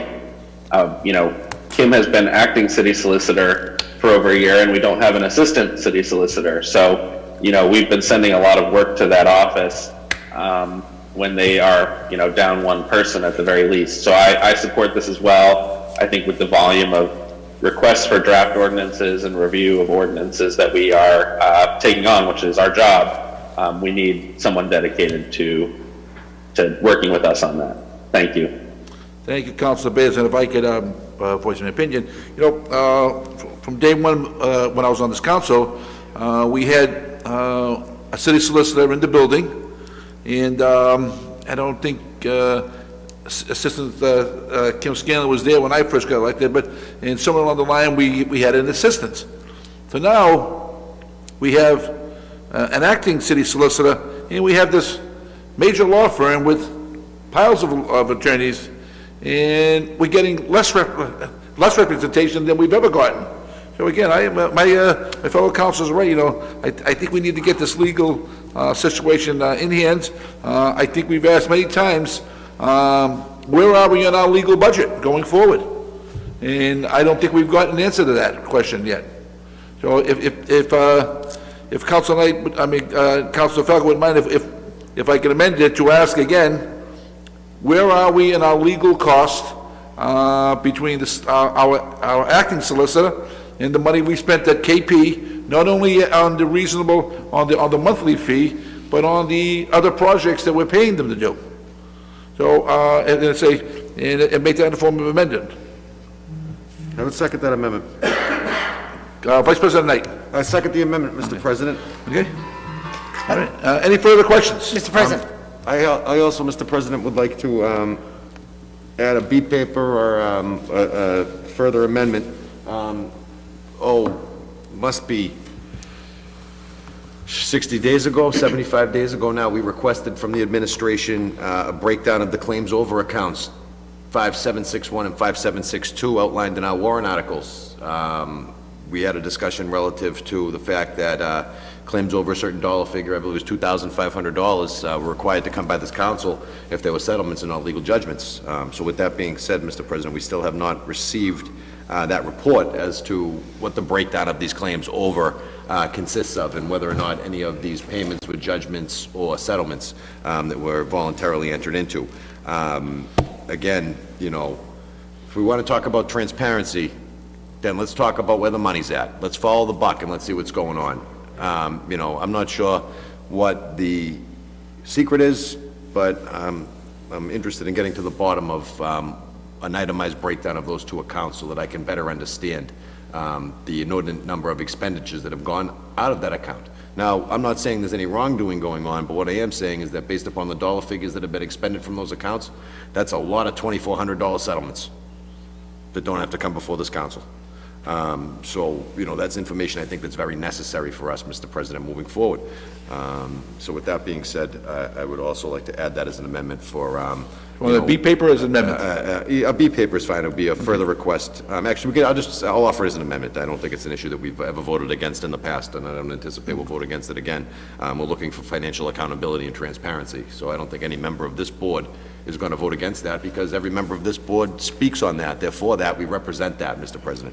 So with that being said, I will offer it as an amendment, and I will ask for, again, a second time, an itemized breakdown of accounts numbers 5761 and 5762 claims over. Thank you. Council Falco. thank you, President Caraviallo, and I want to thank Council Knight for bringing that forward. I think it's important that we get more detail. I did notice that same thing, that those, that the items in those accounts are rather large, and we haven't seen any particular breakdown with regard to those items, so I thank him for bringing that forward. President Caraviallo, I just wanted to actually ask you really quick. So with your amendment, is that specifically an update for current spend for this fiscal year? Meaning since July of... Well, so we're on our second year, but an update of our legal costs, including what we're paying acting Solicitor Scanlon, and we're paying, I think if I'm not mistaken, I think during the budget hearings, I think we were paying KP a $5,000 a month I believe you are correct. stipend, and then anything over and above would be an à la carte item. So where are we with our legal costs going Point of clarification, at the date? we also, I believe, funded a solicitor's position and an assistant city solicitor's position. So We we did. funded two positions, one of which has gone vacant for a year. That's correct. Yes, correct. Thank you. Council Marks? Okay, on the motion by Council Falco, seconded by Vice President Knight, as amended by President Caraviallo, and amended again by Vice President Knight. Am I correct? Did I get them? I believe so. Mr. Clerk, please call the roll. Counselor Bears. Yes. Counselor Falco. Yes. Vice President Knight. Yes. Counselor Marks. Yes. Counselor Morell. Yes, Counselor Scarpelli. Yes. President Caraviallo. Yes, 7 in the affirmative, motion passes. 21053, offered by Councilor Falco. Be it resolved that the City Council enact a housing stability notification ordinance. The purpose of the ordinance of this nature is to require property owners who serve residential tenants with an eviction notice, commonly called a notice to quit or a non-renewal of lease, also serve upon the tenant a document called Notice of Tenants' Rights and Resources. Councilor Falco. Thank you, President Caraviallo. We're all aware that in addition to its ravaging effect on the health of so many, the pandemic has caused significant financial hardship to so many. One of the basic needs of all people is for housing. And for so many, this basic need has been undetermined by the possibility of eviction. Among the attempts to address this need have included the state's pause on evictions that expired on October 7th, 2020. Also, the CDC, Centers for Disease Prevention and Control, established a federal moratorium on residential evictions that I believe will expire on March 31st, 2021. Purpose of my resolution is to prompt a city council discussion with an eye on passing an ordinance requiring property owners who are serving tenants an eviction notice to include with it a notice of tenants' rights and resources. This type of notice would include a description of the various rights of tenants and a list of resources that they may be able to utilize. All too often, tenants are unaware of their rights and do not know that there are resources available to them. Stability requires many things, but first among them is knowledge. I ask the council to support this resolution and to focus on a discussion of this subject at a committee of the whole meeting or a subcommittee meeting. Thank I you. move approval. Thank you. Council Bears. Thank you, Mr. President, and I'd just like to thank Councilor Falco for bringing this forward. I think it's a fantastic idea, something that we really should be doing, making sure that people know their rights. I'm happy to, as the Chair of Elderly Affairs and Housing Subcommittee, to have it there or in Committee of the Whole, whatever Councilor Falco's preference is. Thank you. Thank you, Council Bears. Council Morell. Thank you, Mr. President. Yeah, I just want to thank Councilor Falco for bringing this forward. I agree this is very important, and I have seen in surrounding communities that they always ensure that these notices are translated in a number of applicable languages. I know that's to be discussed as this goes to subcommittee or committee of the whole, but I just want to note that. So thank you. Thank you, Council Morell. Council second Falco, where would you prefer I this to go? second Councilor Bears' motion to send it to Elderly and Housing Affairs. You want to go to the subcommittee? Subcommittee on Housing. Subcommittee on Housing, okay, which Councilor Bears is the chairman of. Any further discussion on this? Mr. President? Councilor Marks. Thank you, Mr. President. I want to thank Councilor Falco for offering this. Last week, the Office of Community Development held a housing planning meeting, of which yourself and I attended, as well as many stakeholders in the community. And we got together for an hour and a half and put together a list of priorities for housing stability and other housing needs in the community, and of which notification ordinance was one of them. So I want to thank my council colleague for taking one of the items potentially off the laundry list of housing needs in our community, and I think that will go a long way to notifying tenants of their rights in this community, Mr. President. Thank you, Councilor Marks. Any further questions? Hey, on the motion by Councilor Falco, seconded by, Second. and it was Councilor Bears' motion to send this to the Subcommittee on Housing. And Councilor Knight seconded. So, Mr. Clerk, please call the roll. Councilor Bears. Yes. Councilor Falco. Yes. Vice President Knight. Yes. Councilor Marks. Yes. Councilor Morell. Yes. Councilor Scarpelli. Yes. President Caraviallo. Yes, 7 in the affirmative, motion passes. 21054, offered by Councilor Falco, be it resolved that the City Council be provided an update from the administration as to the home rule petition approved by the City Council September regarding a charter commission. Councilor Falco. Thank you, Mr. President. This is a simple request. We passed the home rule petition on September 22nd, 2020, and I'd just like to get an update as to if the administration could basically provide an update as to the progress of the home rule petition, and if they could provide the following: the date that it was signed by the mayor, the date it was sent to the State House, and who the home rule petition was sent to. If the administration could please update us on those matters, I'd greatly appreciate it. On the motion by Councilor Falco, seconded by Councilor Knight. Any further discussion? Mr. Clerk. Can I ask Councilor Falco a question? Councilor Falco. Councilor Falco, are you amending that to ask those specific questions? Yes. Okay, thank you. Did you get that, Mr. Clerk? Got it, yep. Okay, Mr. Clerk, please call the roll. Councilor Marks. Thank you, Mr. President. If we can also get an update from our state delegation where this particular request, home rule petition stands as well, so we can hear directly from our state delegation as well. Thank you. Interesting. So moved. Mr. Clerk, please call the roll. I'm treating Council Marks' request as Second Amendment. Council Bears. Yes. Council Falco. Yes. Vice President Knight. Yes. Council Marks. Yes. Council Morel. Yes, Council Scarpelli. Yes. President Caraviallo. Yes, 7 in the affirmative as amended. 21055, offered by President Caraviallo. Whereas the Medford City Council has an appointment to the Hormel Commission that has since expired. Be it resolved that the Medford City Council will no longer be accepting applications for the Hormel Commission after 2/12/21. So, Vice President Knight. Mr. President, thank you very much. I didn't know if you wanted to speak on this, and then... I'll let you speak and then I'll come back.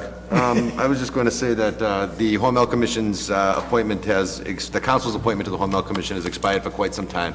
And the council, when the administration changed, Mayor Longo-Kern has been soliciting applications for the past year for individuals seeking to serve on a board or commission. So I just asked that we would make the request from the city administration to provide us with a copy of any of the letters of intent or interest that her office has received during this year-long process of collecting and soliciting applications for our boards and commissions, and provide them with the council so that we can take those applications and give them the proper review in executive session or a committee of the whole or whatever process that we decide to undertake to vet them and appoint. Thank you. And again, thank you, Councilor Knight. Again, I think this is the first time we've actually asked for applications. I think in the past where the city council have brought applicants to us, we've now been asking for them, and I say we do have some. And again, the cutoff date will be 2/12/21. You know, would someone like to make that motion? I can't make a motion. Mr. President? Councilor Marks. Just if I can ask, because when was the original date, if any, that the council asked for applications for this position? Do we have a formal, I think the mayor has had it out there for a while, you know, saying that many, I think was on her original sheet of council boards and commissions that have since expired. And I think this one has been expired a couple of years. but the mayor hasn't passed anything on to us saying... I haven't got These are anything, the and I haven't seen applicants that are anything. interested in the council appointment. We are in receipt of an application. You know, this council is in receipt of an application for this position. But not from the I administration. will check with the administration to see if they have anybody Okay, also. so I think it's fair to say that the administration didn't receive any applications based on the one appointment we have to the Hormel Commission.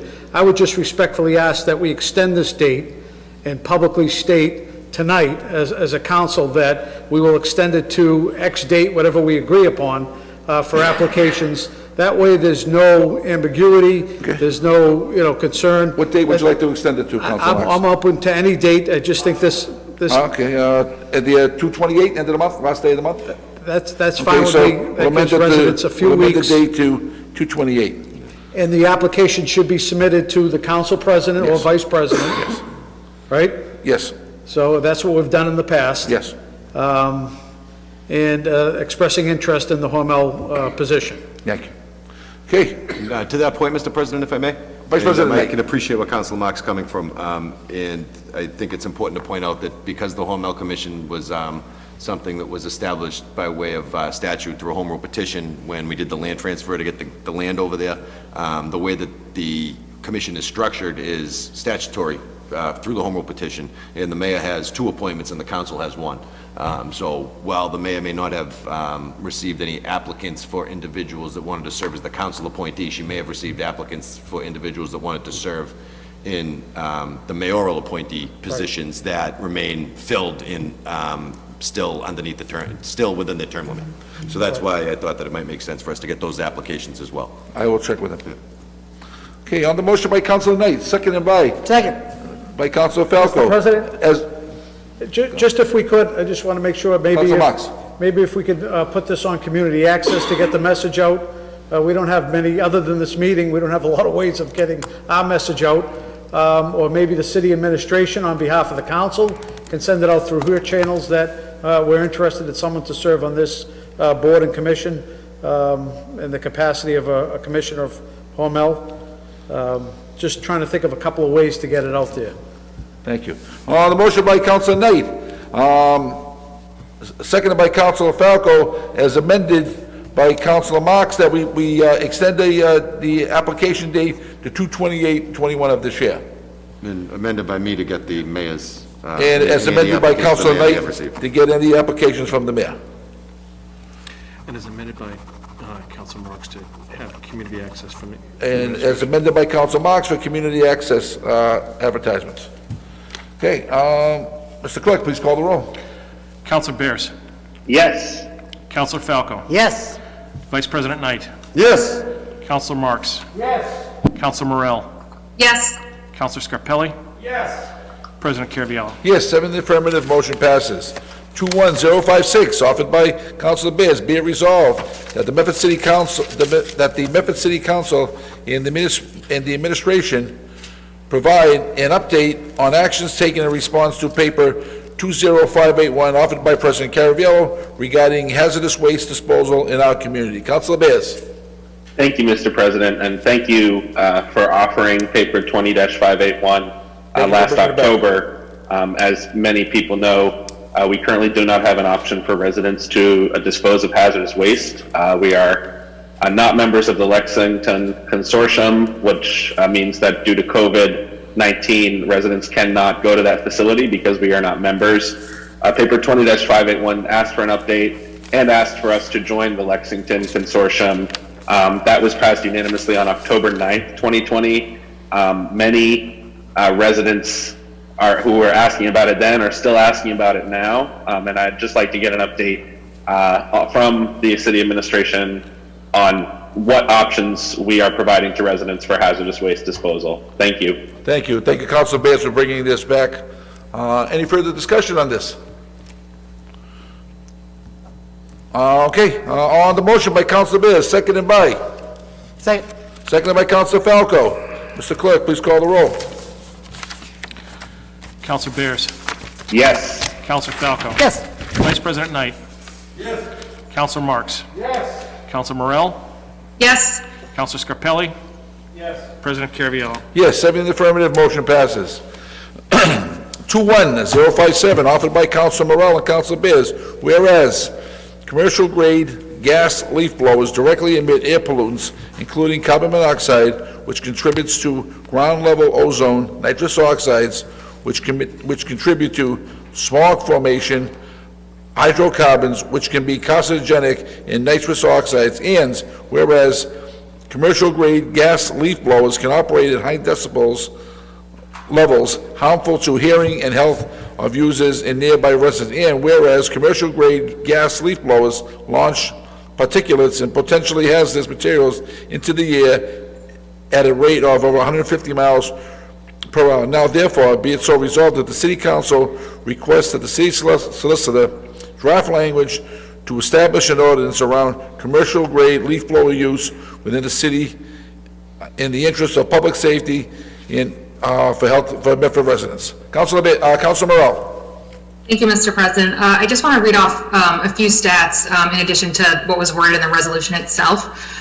So the amount of carbon monoxide emitted from a typical backpack leaf blower for just 1 hour is equal to the amount of carbon monoxide coming from the tailpipe of a car operating for over 8 hours. Leaf blowers push 300 to 700 cubic feet of air per minute at speeds of 150 to 280 miles per hour, with the resulting dust containing particles that can include pollen, mold, animal feces, heavy metals, brake lining powder, and chemicals from herbicides and pesticides. And for the user of a leaf blower, the noise can get up to 100 decibels. But even at hundreds of feet away, the noise can be in the mid-60 decibels, a level that has been demonstrated to trigger increases in blood pressure and heart rates. So these stats stand on their own, but the main reason I introduced this resolution is that I've heard from countless residents over the constant onslaught of leaf blowers year-round, with really the only time these machines aren't being used is when there's snow on the ground, so we have a little bit of respite right now. And these residents aren't reaching out because they're disturbed by a leaf blower for an hour when the neighbor's yard crew comes, but because they spend hours a day listening to yard crews that sometimes have 3 leaf blowers going at a time for, we know how big our lots are in Medford. They're not that big that I think they require 3 people simultaneously using a leaf blower. And this, of course, is all happening while people are working remotely, while students are trying to learn remotely, while people are trying to sleep after working the night shift. And also, we spend a lot of our meetings talking about a respiratory disease that has gripped the world, and a lot of these issues contribute to respiratory issues, are exacerbated by this gas-powered leaf blower use. I'm not naive to the fact that I understand that sometimes this can be a controversial thing to raise, but what I'm asking for here is to send this to the Environmental Affairs Subcommittee so that it can be studied, so you can hear from residents, people that would be affected by this, and look at regulations that are working in places like Arlington, Cambridge, Newton, and Brookline, and also look at other things that may exist, whether there's grant opportunities for incentivization for transitioning to electric leaf blowers, which are much less, obviously you don't have the emissions, they're much quieter, and they operate at a slightly lower speed. So I'm asking to move this to subcommittee to really work on this and see if something that can work for as many people as possible, but I cede to Councilor Bears. Second the council's motion to refer to the subcommittee, Mr. President. Councilor Bears.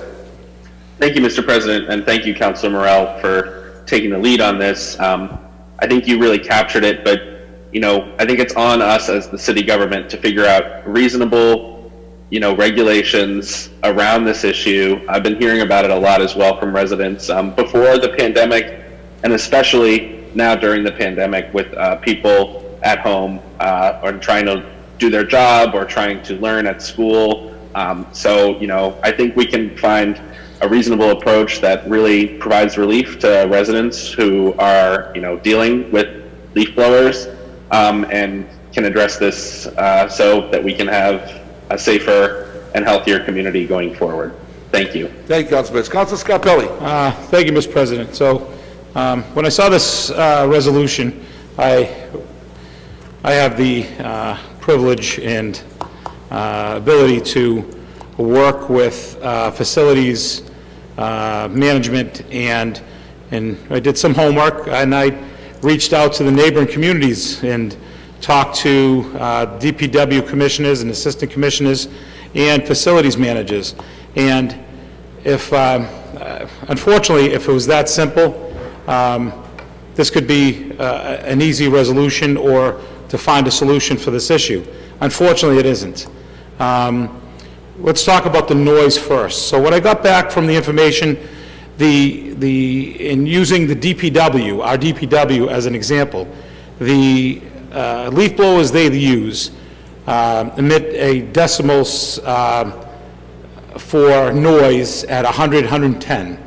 The leaf blowers that are electric, by their study, has showed that it reaches between 90 and 92. What that is equivalent to, as they told me, is the difference of a whisper.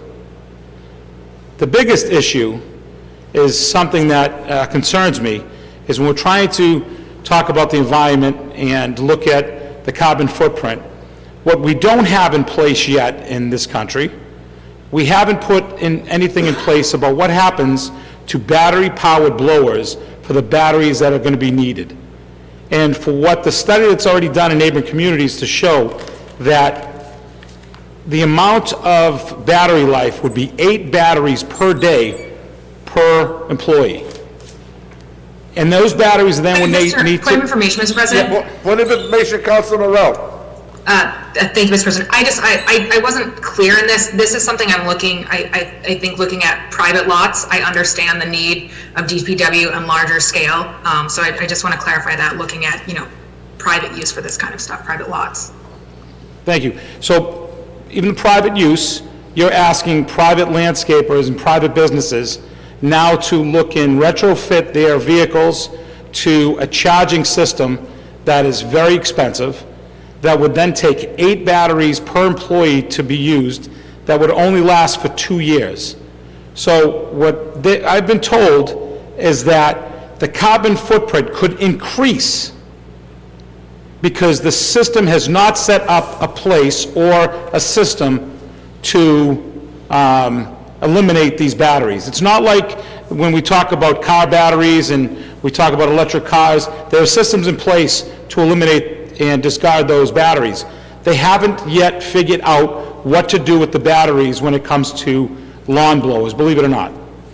So there are so many variables, and I appreciate it, and I think that once it goes to subcommittee, these are issues that have to be brought up. And when you talk about just having the private sector being focused on, the word that's come back is that if we allow the public sector to use these leaf blowers, but not the private sector, it leaves us out there for a huge issue of bias. So, and if that's the case, I know that a neighboring community is looking at $500,000 to retrofit their DPW trucks and purchasing of equipment that's needed to run their communities.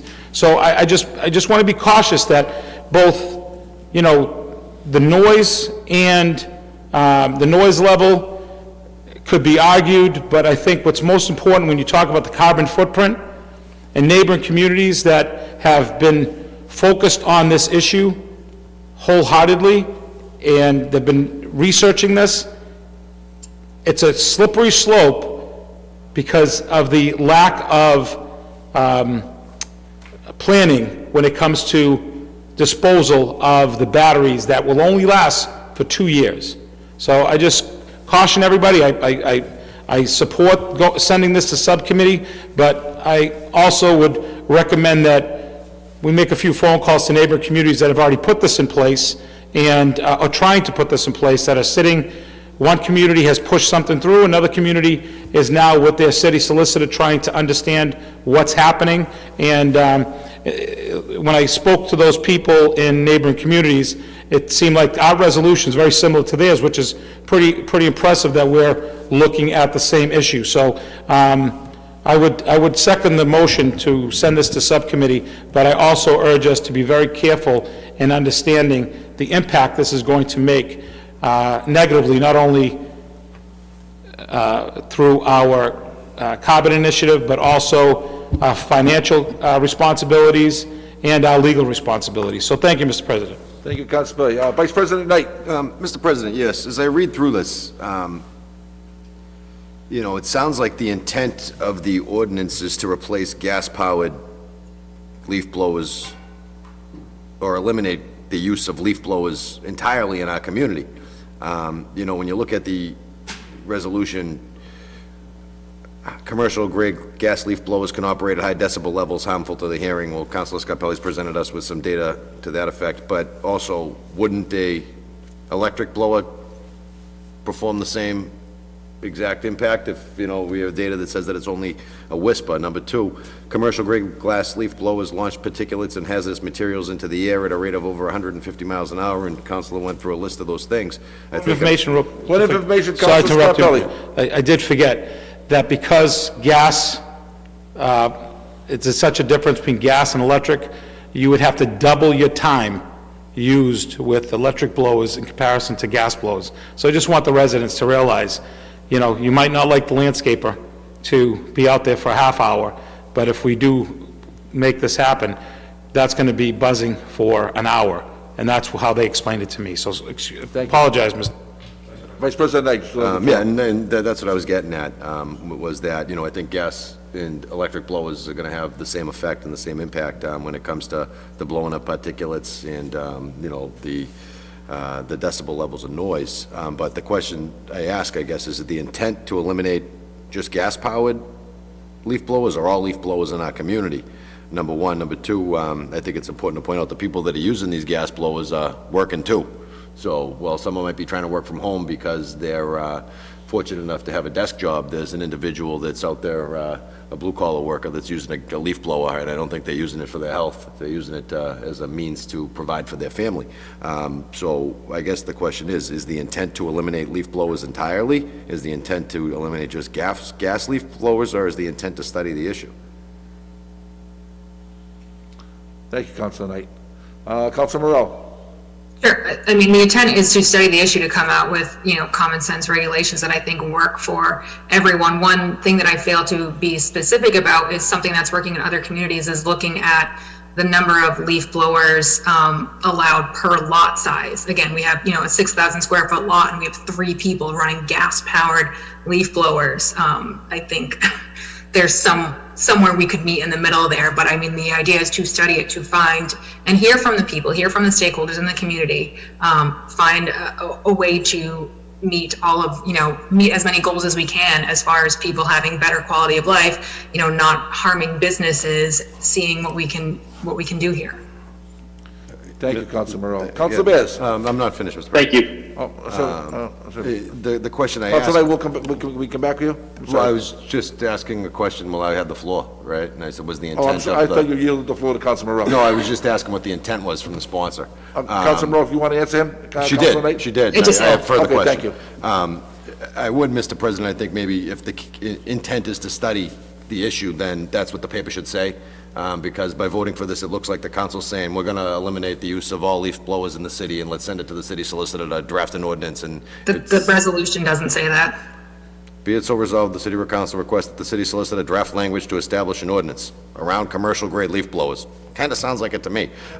Use. But anyway. Right.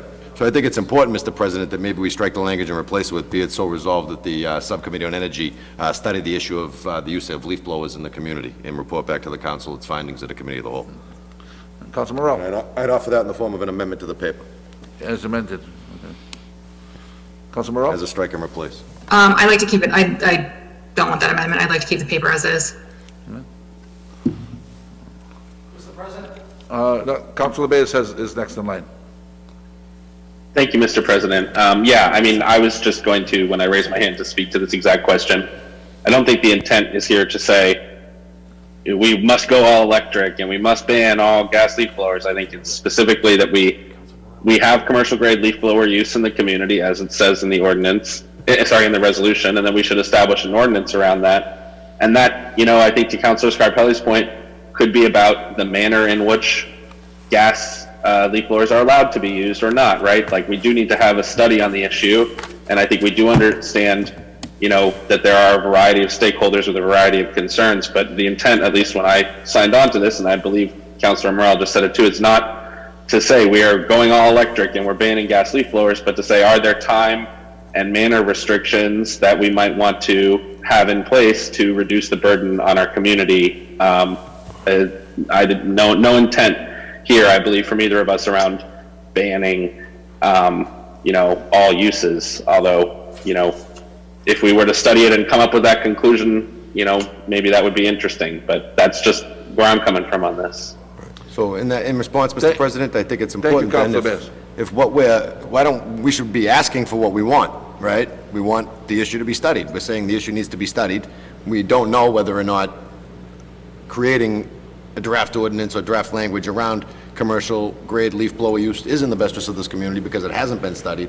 And we talk about due diligence and we talk about vetting quite a bit when we are being critical of the person that sits in the corner office across the hall. And I think that if we're going to be that critical of others, we should be holding ourselves to the same standard, Mr. President. So with that being said, I mean, I don't think it makes sense for us to draft an ordinance that we haven't studied yet. Point of information? Point of information, Councilor Scarpelli. Council Knight, is that a motion or an amendment? Strike and replace with, be it so resolved, I would the second that Subcommittee of Energy I study would the second issue. that motion, Mr. President. We haven't voted on the previous motion. We haven't voted on it. So,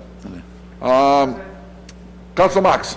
Thank you, Mr. President. I just want to understand what I'm voting on, because I think it was mentioned that this would not apply to city-owned property. And if that's the case, Mr. President, how do we tell the hundreds of residents in the community that may live next to city-owned property that gets mowed very frequently, that their leaf blowers that are being used by the city are not causing pollutants, including carbon monoxide and nitrous oxide, or their leaf blowers don't operate at high decibel levels next to their homes, or their leaf blowers don't launch particulates potentially hazardous to materials. So are we going to discount hundreds of residents and say this only applies on private lots? I don't know what we're going after, Mr. President, on this, because if we're going to look into something, I think we should look into it as a whole, Mr. President. And if we're going to look into issues of particulates and air pollutants, you know, I can tell you that my lawnmower probably sends out as much particulates and pollution as a gas blower does. And I can tell you that my snow blower does the same thing, Mr. President. So I just don't know where we're going with the issue. Is this just because other communities have implemented it? We also have noise ordinances within this community that regulate noise levels and decibel levels. We just had an issue with Spring Step about playing loud music at 11, 12 o'clock at night that we're trying to resolve, Mr. President. So there are means in this community to address these issues. If the issue is that we want to address these during certain hours of the day or the frequency, then fine, and I think we should be more specific on what the intent is, Mr. President. I really do, and if we're really interested in these issues, how do you discount people that live next door to a park? I'd like someone to address that. Thank you, Council Marks. Council Morell. Thank you, Mr. President. To Council Mark's points, I'm happy to have that folded in. I think that's, that is reason. I guess I would agree now with the amendment to make this study and report back out to the council, because it seems that we shouldn't limit it. And I'm happy to have all of these things on the table to study. But you just also alluded to the fact that you meant to put in there this was only private lots, right? And did you just I say believe that we're to me? having a discussion right now, and I'm happy to adjust Right, but based you- on you the just- very valid points that councilors have raised. You just flip-flopped on the issue twice already on this. You said it was private lots, and now you're saying you're happy to have the conversation. That's all we're saying as a council. Let's look at this and try to address the needs. You know, we can't go back and forth flip-flopping. Yeah, I believe that's why I introduced the resolution, so that we could look at this and discuss this. Thank you, Council Marks. Any further discussion on this? So can we have clarity, Mr. President? Okay, well, the original motion is by Council Morell and Council Bears to send this to the subcommittee on environmental affairs, which was amended by Councilor Knight, and it was denied by by Council Morell, who was the author of this. I'll withdraw that denial if I can, or I don't know if that's. Slow down, I can only do one at a time. So, Council Morell, do you want to change this paper, or what do you want to do here? Can I withdraw my denial to Councilor Knight's Yes. amendment and Yes, you change may. it so I accept it? Information, I made an amendment. She can't say, no, you can't make an amendment. I made an amendment, it gets seconded, the amendment's seconded. No, it has to be, all right. Okay, so, on the motion, So, can you, so To be what's, said- what was, if you could just read back the amendment, I just want to make sure that I'm, okay. The motion was to send this to the subcommittee on environmental affairs to look into and come back to the council with For the purpose of a recommenda- study. With a study and recommendations. And we're gonna keep it like that, am I correct? Yes, and also I do know there are people here who want to speak on this as well. That's not what the resolution That's not what the says. resolution says here. I thought we were discussing an amendment. I'm happy to amend the paper. I don't understand where Councilor Knight's amendment, I'm being told it's accepted, Council it's not Marks has the accepted. floor. Thank you, we can only talk one at a time, so you can make an educated, informed decision, Mr. President. So I just want to make sure, because the resolution's asking for one thing, if there's an amendment, I want to make sure that amendment is acceptable to all my colleagues, Mr. President. And I want to make sure that we're talking about apples and not comparing apples to oranges, because, you know, we've heard a lot of things go back and forth regarding lots, private lots, city-owned lots being exempt, and I want to make sure we're on the same page. Okay. So, Council Morell, do you want to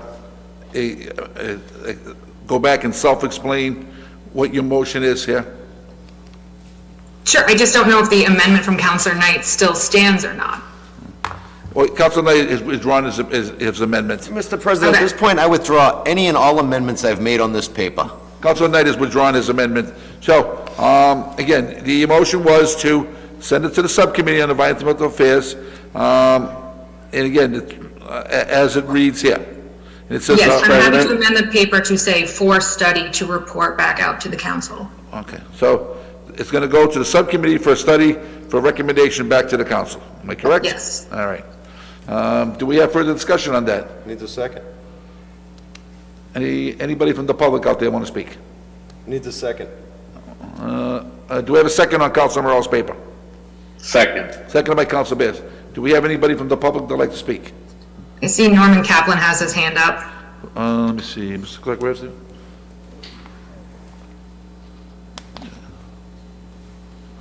I see that I've been unmuted. Okay. Excuse me, a name and address for the record, please. Sure. Good evening, councilors. I'm Norman Kaplan, 23 Headland Way, and for the past 7 years with my wife and 9-year-old daughter. I have voted in every election since moving to Medford 7 years ago, so I have either met all of you councilors or I have at least read your campaign materials. 9 months ago, in May of 2020, the Medford Energy and Environment Committee sent a letter signed by all of its members. It was unanimous. They sent it to the mayor, and they urged her to impose an emergency moratorium on gasoline-powered leaf blowers. She read it, and her reply was that the city council should pass an ordinance. I came here tonight, and this is the first time I've addressed the council. I come here tonight to urge you to do so.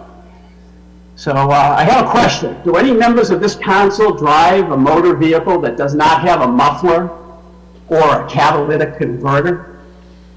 Now, there's no roll call needed. I'm sure the answer is no. So if that's the case, I have to ask why we have not yet banned the use of these devices. They don't have either. They don't have a muffler to suppress the ear-splitting noise.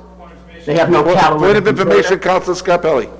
Mr. Kaplan, just, I know, I can understand your desire to move this forward, but I think that all we're looking at is, this might be the solution. We might look to eliminate the gas blowers, but we were also, did our due diligence and realized that this could negatively affect our carbon footprint in other ways. So that's all we're saying. We're not saying that this might not be an option. What we're saying is we just want to look into the process and how it affects in totality. So I just want you, I know that you seem a little intense that this body is trying to move something that you want to see go forward, that we're not doing that. We just want to do our due diligence to make sure that there are processes in place that we're not hurting our environment at the same time and changing an ordinance. So thank you. Thank you, Councilor. If I'm not mistaken, sir, it was you who said earlier in the first 15 or 20 minutes of this meeting that you placed great faith in listening to your constituents. And now I hear you cutting me off after 2 minutes or less. So I would hopeful that you would give me the courtesy of hearing me out on this important issue. Mr. Point of information, Mr. President?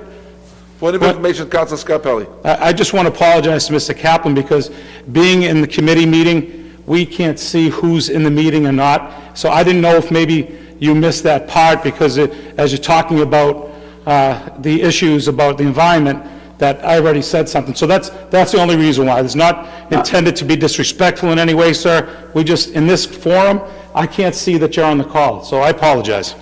That's okay. There was no need to apologize. Okay. If there was, it's accepted.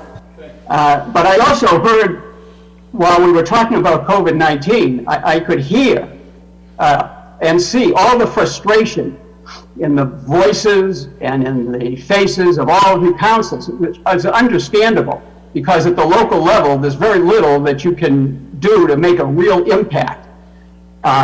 This is a different situation. On the local level, you can really make an impact and improve the quality of life of the vast majority of residents of Medford who don't use the devil's hairdryer, as it's known, and don't contract with landscapers who use them. I think we need to talk a little bit, because I think there's been some misinformation conveyed here in this meeting. And there's a lot of science involved, and if you don't really get down and drill down and study it, it's easy to be misinformed. As I said, these devices do not have mufflers or catalytic converters. In fact, it's not just the absence of the mufflers and catalytic converters that distinguishes this equipment from automobiles or trucks or motorcycles, buses, trains, or even the lawnmower or the snowblower. These machines, these backpack-style tanks, have crude two-stroke engines, and they're used by nearly all commercial backpack-style blowers. They are pollution bombs. They lack a separate lubrication system, and what that means is the fuel tank contains a mixture of gasoline and engine oil, a third of which is spewed out in the exhaust, unburned and suspended in the air. As Councilor Morell said, there's been studies as to just to compare a single two-stroke commercial leaf blower to a vehicle. Edmunds Automotive did a study, and they found that one two-stroke commercial leaf blower has about will emit the same pollution in a half an hour as a Ford 150 pickup truck driving 3,900 miles from Texas to Alaska. And when was the last time you ever saw a landscape crew using one leaf blower per property? When that landscaper's horse trailer or extended pickup truck arrives on any given beautiful spring morning or warm summer afternoon, it's usually 2 to 3 commercial grade leaf blowers that are immediately unloaded onto the sidewalk. So it's usually 2 or 3 machines roaring at once. And I have to say, most properties in Medford on our residential landscape are what, 4, 5, 6, 7,000 square feet? You take the building off of that, and you're only talking about a couple of thousand square feet of property. And another thing, someone mentioned the workers. Obviously, we don't want to increase the unemployment among our residents and workers, but if you had taken a look at who the workers are, they're almost always, in fact, I would say 100%, all male, mostly immigrants from Central and South America, who I doubt have the slightest idea of the health risks that they are exposed to while operating these gas and oil-burning two-stroke engines 8 hours a day, 6 days a week. Point of information, Vice President Point of Knight. information, Mr. President. I do believe that the gentleman is reinforcing our argument that this issue needs to be further studied and examined. He did state that this is something that needs to be looked at because there's a lot of science involved. It needs to be studied to understand the science. That's all this council is asking for.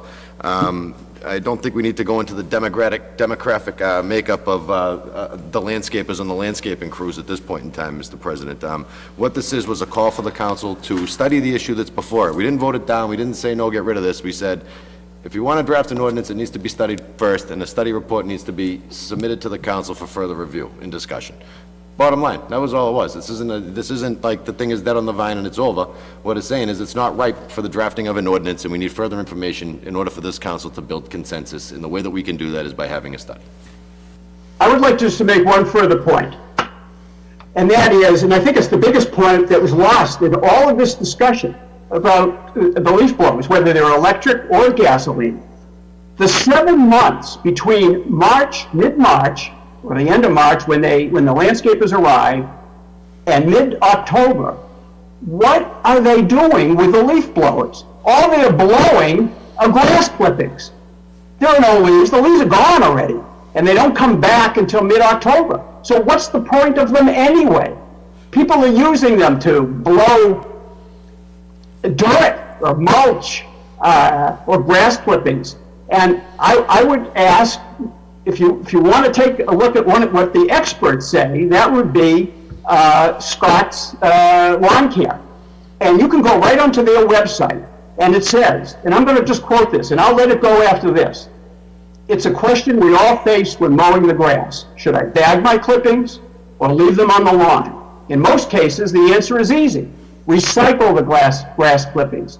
By leaving them on the lawn, doing so will not only save you time and energy, but also return valuable nutrients to the lawn. So I would say there should be no problem, no issue with banning all leaf blowers from mid-March to mid-October, because it's just a frivolous use of this annoying technology that should never have been introduced into civil society. Get a rake. I would, if you don't already, I would recommend you go to Mahoney's, and for $20 you can get a beautiful rake. It's good exercise. I do it. I'm 71 years old. Every autumn I do it myself, my front lawn, my backyard, and it's quiet and calm, and I'm not breathing in any exhaust fumes, and I'm not torturing my neighbors either. Well, thank you for the opportunity to speak my piece. Thank you, Mr. Kaplan. Councilor Scarpelli. Again, Mr. President, I appreciate Mr. Kaplan's involvement, but again, this isn't anything but to look at this so we have all the information to either move forward or not move forward with an issue. But this is, I know that it's going to go out in social media, we all know this, that here we go again, the councils are against the environment. So I just warn the community, and just again, enlighten them, that this isn't anything against anything that's being said. This is something just to look at it and study it a little bit further, because it isn't just, it's not cut and dry, first of all. Second of all, I'm offended in any way that an employee's race has to come up to this. I think that's appalling. Thank you, Councilor Scarpelli. Any, Mr. President, Councilor Morell? I think I see Mr. Castaneda waving his hand as fire towel. Okay, Paul C. has his hands raised. Paul C.? Hello? Yes, Hello? name and address for the record, please. Hi, my name is Paul Camuso, 114 Lincoln Road, Medford, Mass. First of all, good evening to the Honorable City Council. I'd just like to go on record, you know. And welcome back, former presidents. Thank you. We hear a lot lately of looking for additional ways to raise revenues, and whether it's going to be a Proposition 2.5 or a debt exclusion by certain members of the council. And I'm all for things to make our city better. But what I'm not for is over-governing. You know, this as proposed, as far as I'm concerned, Mr. President, it's going to be an additional tax. You know, I talked to my landscaper who does about 25 houses on our street, and they're talking about an extra $100 per household, because if they have to use rakes and not the proper equipment to do the job, then they're not going to be able to do it for the same price. You know, I'd rather see our money go towards the schools, go towards the fire department, the police department, and things of that nature. With all due respect, I think that this is overshot of government. I think that this is going to put a burden on people that take their homes and their beautiful homes and try to make them better. You know, if the landscape prices keep going up, you're going to see people not getting it done because it's unaffordable. And I don't want to see that happen in my community that I love. I think this is an overstep of government, and I really believe that we should take a step back and really look at this.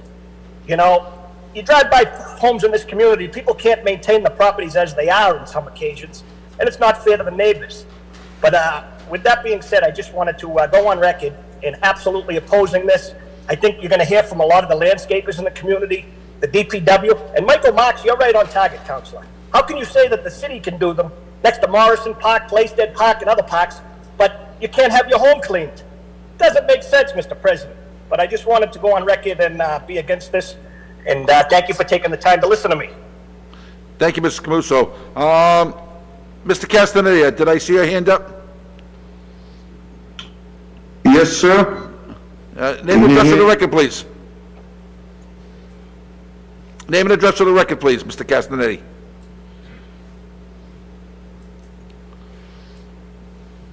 Andrew? He just has to unmute. Oh, I think hold on. it keeps going on and off. Thank you, Councilor Morel. Can you hear me now? Okay. Yes, we can, Mr. Castaneda. Thank you. Thank you, Mr. President. Andrew Castaneda, East Medford. If I may play devil's advocate, I'm neither here nor there on this issue. However, I must recollect when I was on my honeymoon in California many decades ago, I was rudely awakened one morning by the sound of the leaf blower for the first time in my lifetime. It was not a pleasant sound, and when I was out there in the field, even near Big Sur, mind you, I didn't appreciate all that debris going in my face. So, I do own a rake, and I own snow shovels, plural, and I'm not sure if many of the new generation knows what snow shovels are. So I wish you well in your deliberations. I don't like hearing it. I don't like the debris. I understand time is money, et cetera, and the cat is out of the bag. As long as you preserve our Second Amendment and leave that cat out of the bag, I'm all set. Thank you, sir. Thank you, Mr. Castaneda. We miss seeing you back in the chambers here. Mr. President. Councilor Love to be Bears. back. Thank you, Mr. President. I just want to assure Mr. Castaneda that I know what a snow shovel is. I was out before our committee of the whole with one, and I'll be out after this meeting as well with a snow shovel, and we rake as well. But I just want to say, there's been a lot of putting words in people's mouths tonight. I don't think that's a productive way to have a discussion. So I hope we study the issue, and I'm just glad that somebody used a cut and dry metaphor to discuss this issue. Thank you. Thank you. Any further discussions on this? Hearing and seeing none.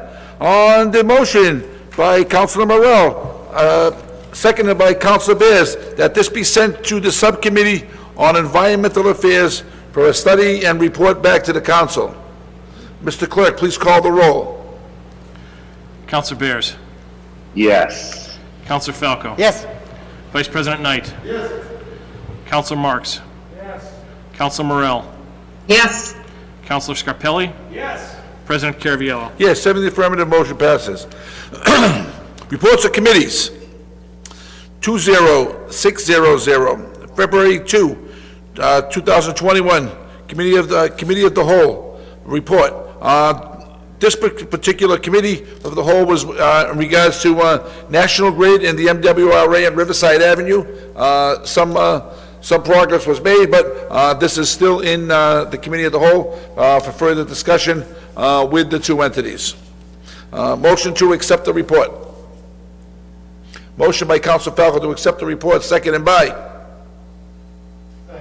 Seconded by Council Scarpelli. Mr. Clerk, please call the roll. Counselor Bears. Yes. Counselor Falco. Yes. Vice President Knight. Yes. Counselor Marks. Yes. Counselor Morel. Yes. Counselor Scarpelli. Yes. President Caraviallo. Yes, 7 in the affirmative, motion passes. Reports of committees, 20295, 19660, and 20519. These were the ordinances that we voted on this evening for them to take its first reading, which were the collection bins, the rodent control, and what was that? Behavioral health. And the behavioral health. Motion to receive and place on file, Mr. President. We pass Second. ordinances. I'm sorry? The motion by Council Knight is just to receive this and place on file, seconded by Councilor Falco. Mr. Clerk, please call the roll.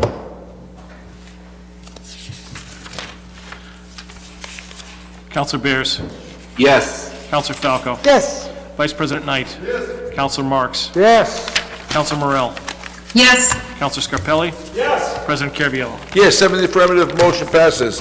Public participation. Is there anybody out there that has any public participation? Mr. Clerk, do you see any hands up? I'm not seeing any hands up, Mr. President. Okay, the records of the meeting of February 2nd, 2021 were passed to Vice President Knight. Vice President Knight, how did you find those records? I found the records to be in order, although a little long, and move approval. On the motion by Vice President Knight, seconded by Counsel Scarpelli. Mr. Clerk, please call the roll. Counselor Bears. Yes. Counselor Falco. Vice President Knight. Counselor Marks. Yes. Counselor Morel. Yes. Counselor Scarpelli. President Caraviallo. Yes, 7 in the affirmative, motion passes. On the motion to adjourn by Mr. President, Counsel Bears. I just wanted to make a quick announcement, remind people, we do have Committee of the Whole tomorrow on council priorities, and we have Elderly and Housing Affairs Subcommittee meeting on Thursday regarding an update from the administration on the eviction moratorium and working with the solicitor on the Housing Stability Task Force. Council priorities will be starting at 5:30 here at the council chambers. Thank you, Councilor Bears. On the motion to adjourn by Councilor Falco, seconded by Second. Councilor Bears. Mr. Clerk, please call the roll. Counselor Bears. Yes. Counselor Falco. Vice President Knight. Counselor Marks. Yes. Counselor Morel. Yes. Counselor Scarpelli. President Caraviallo. Yes, 7 in the affirmative, motion passes, meeting adjourned.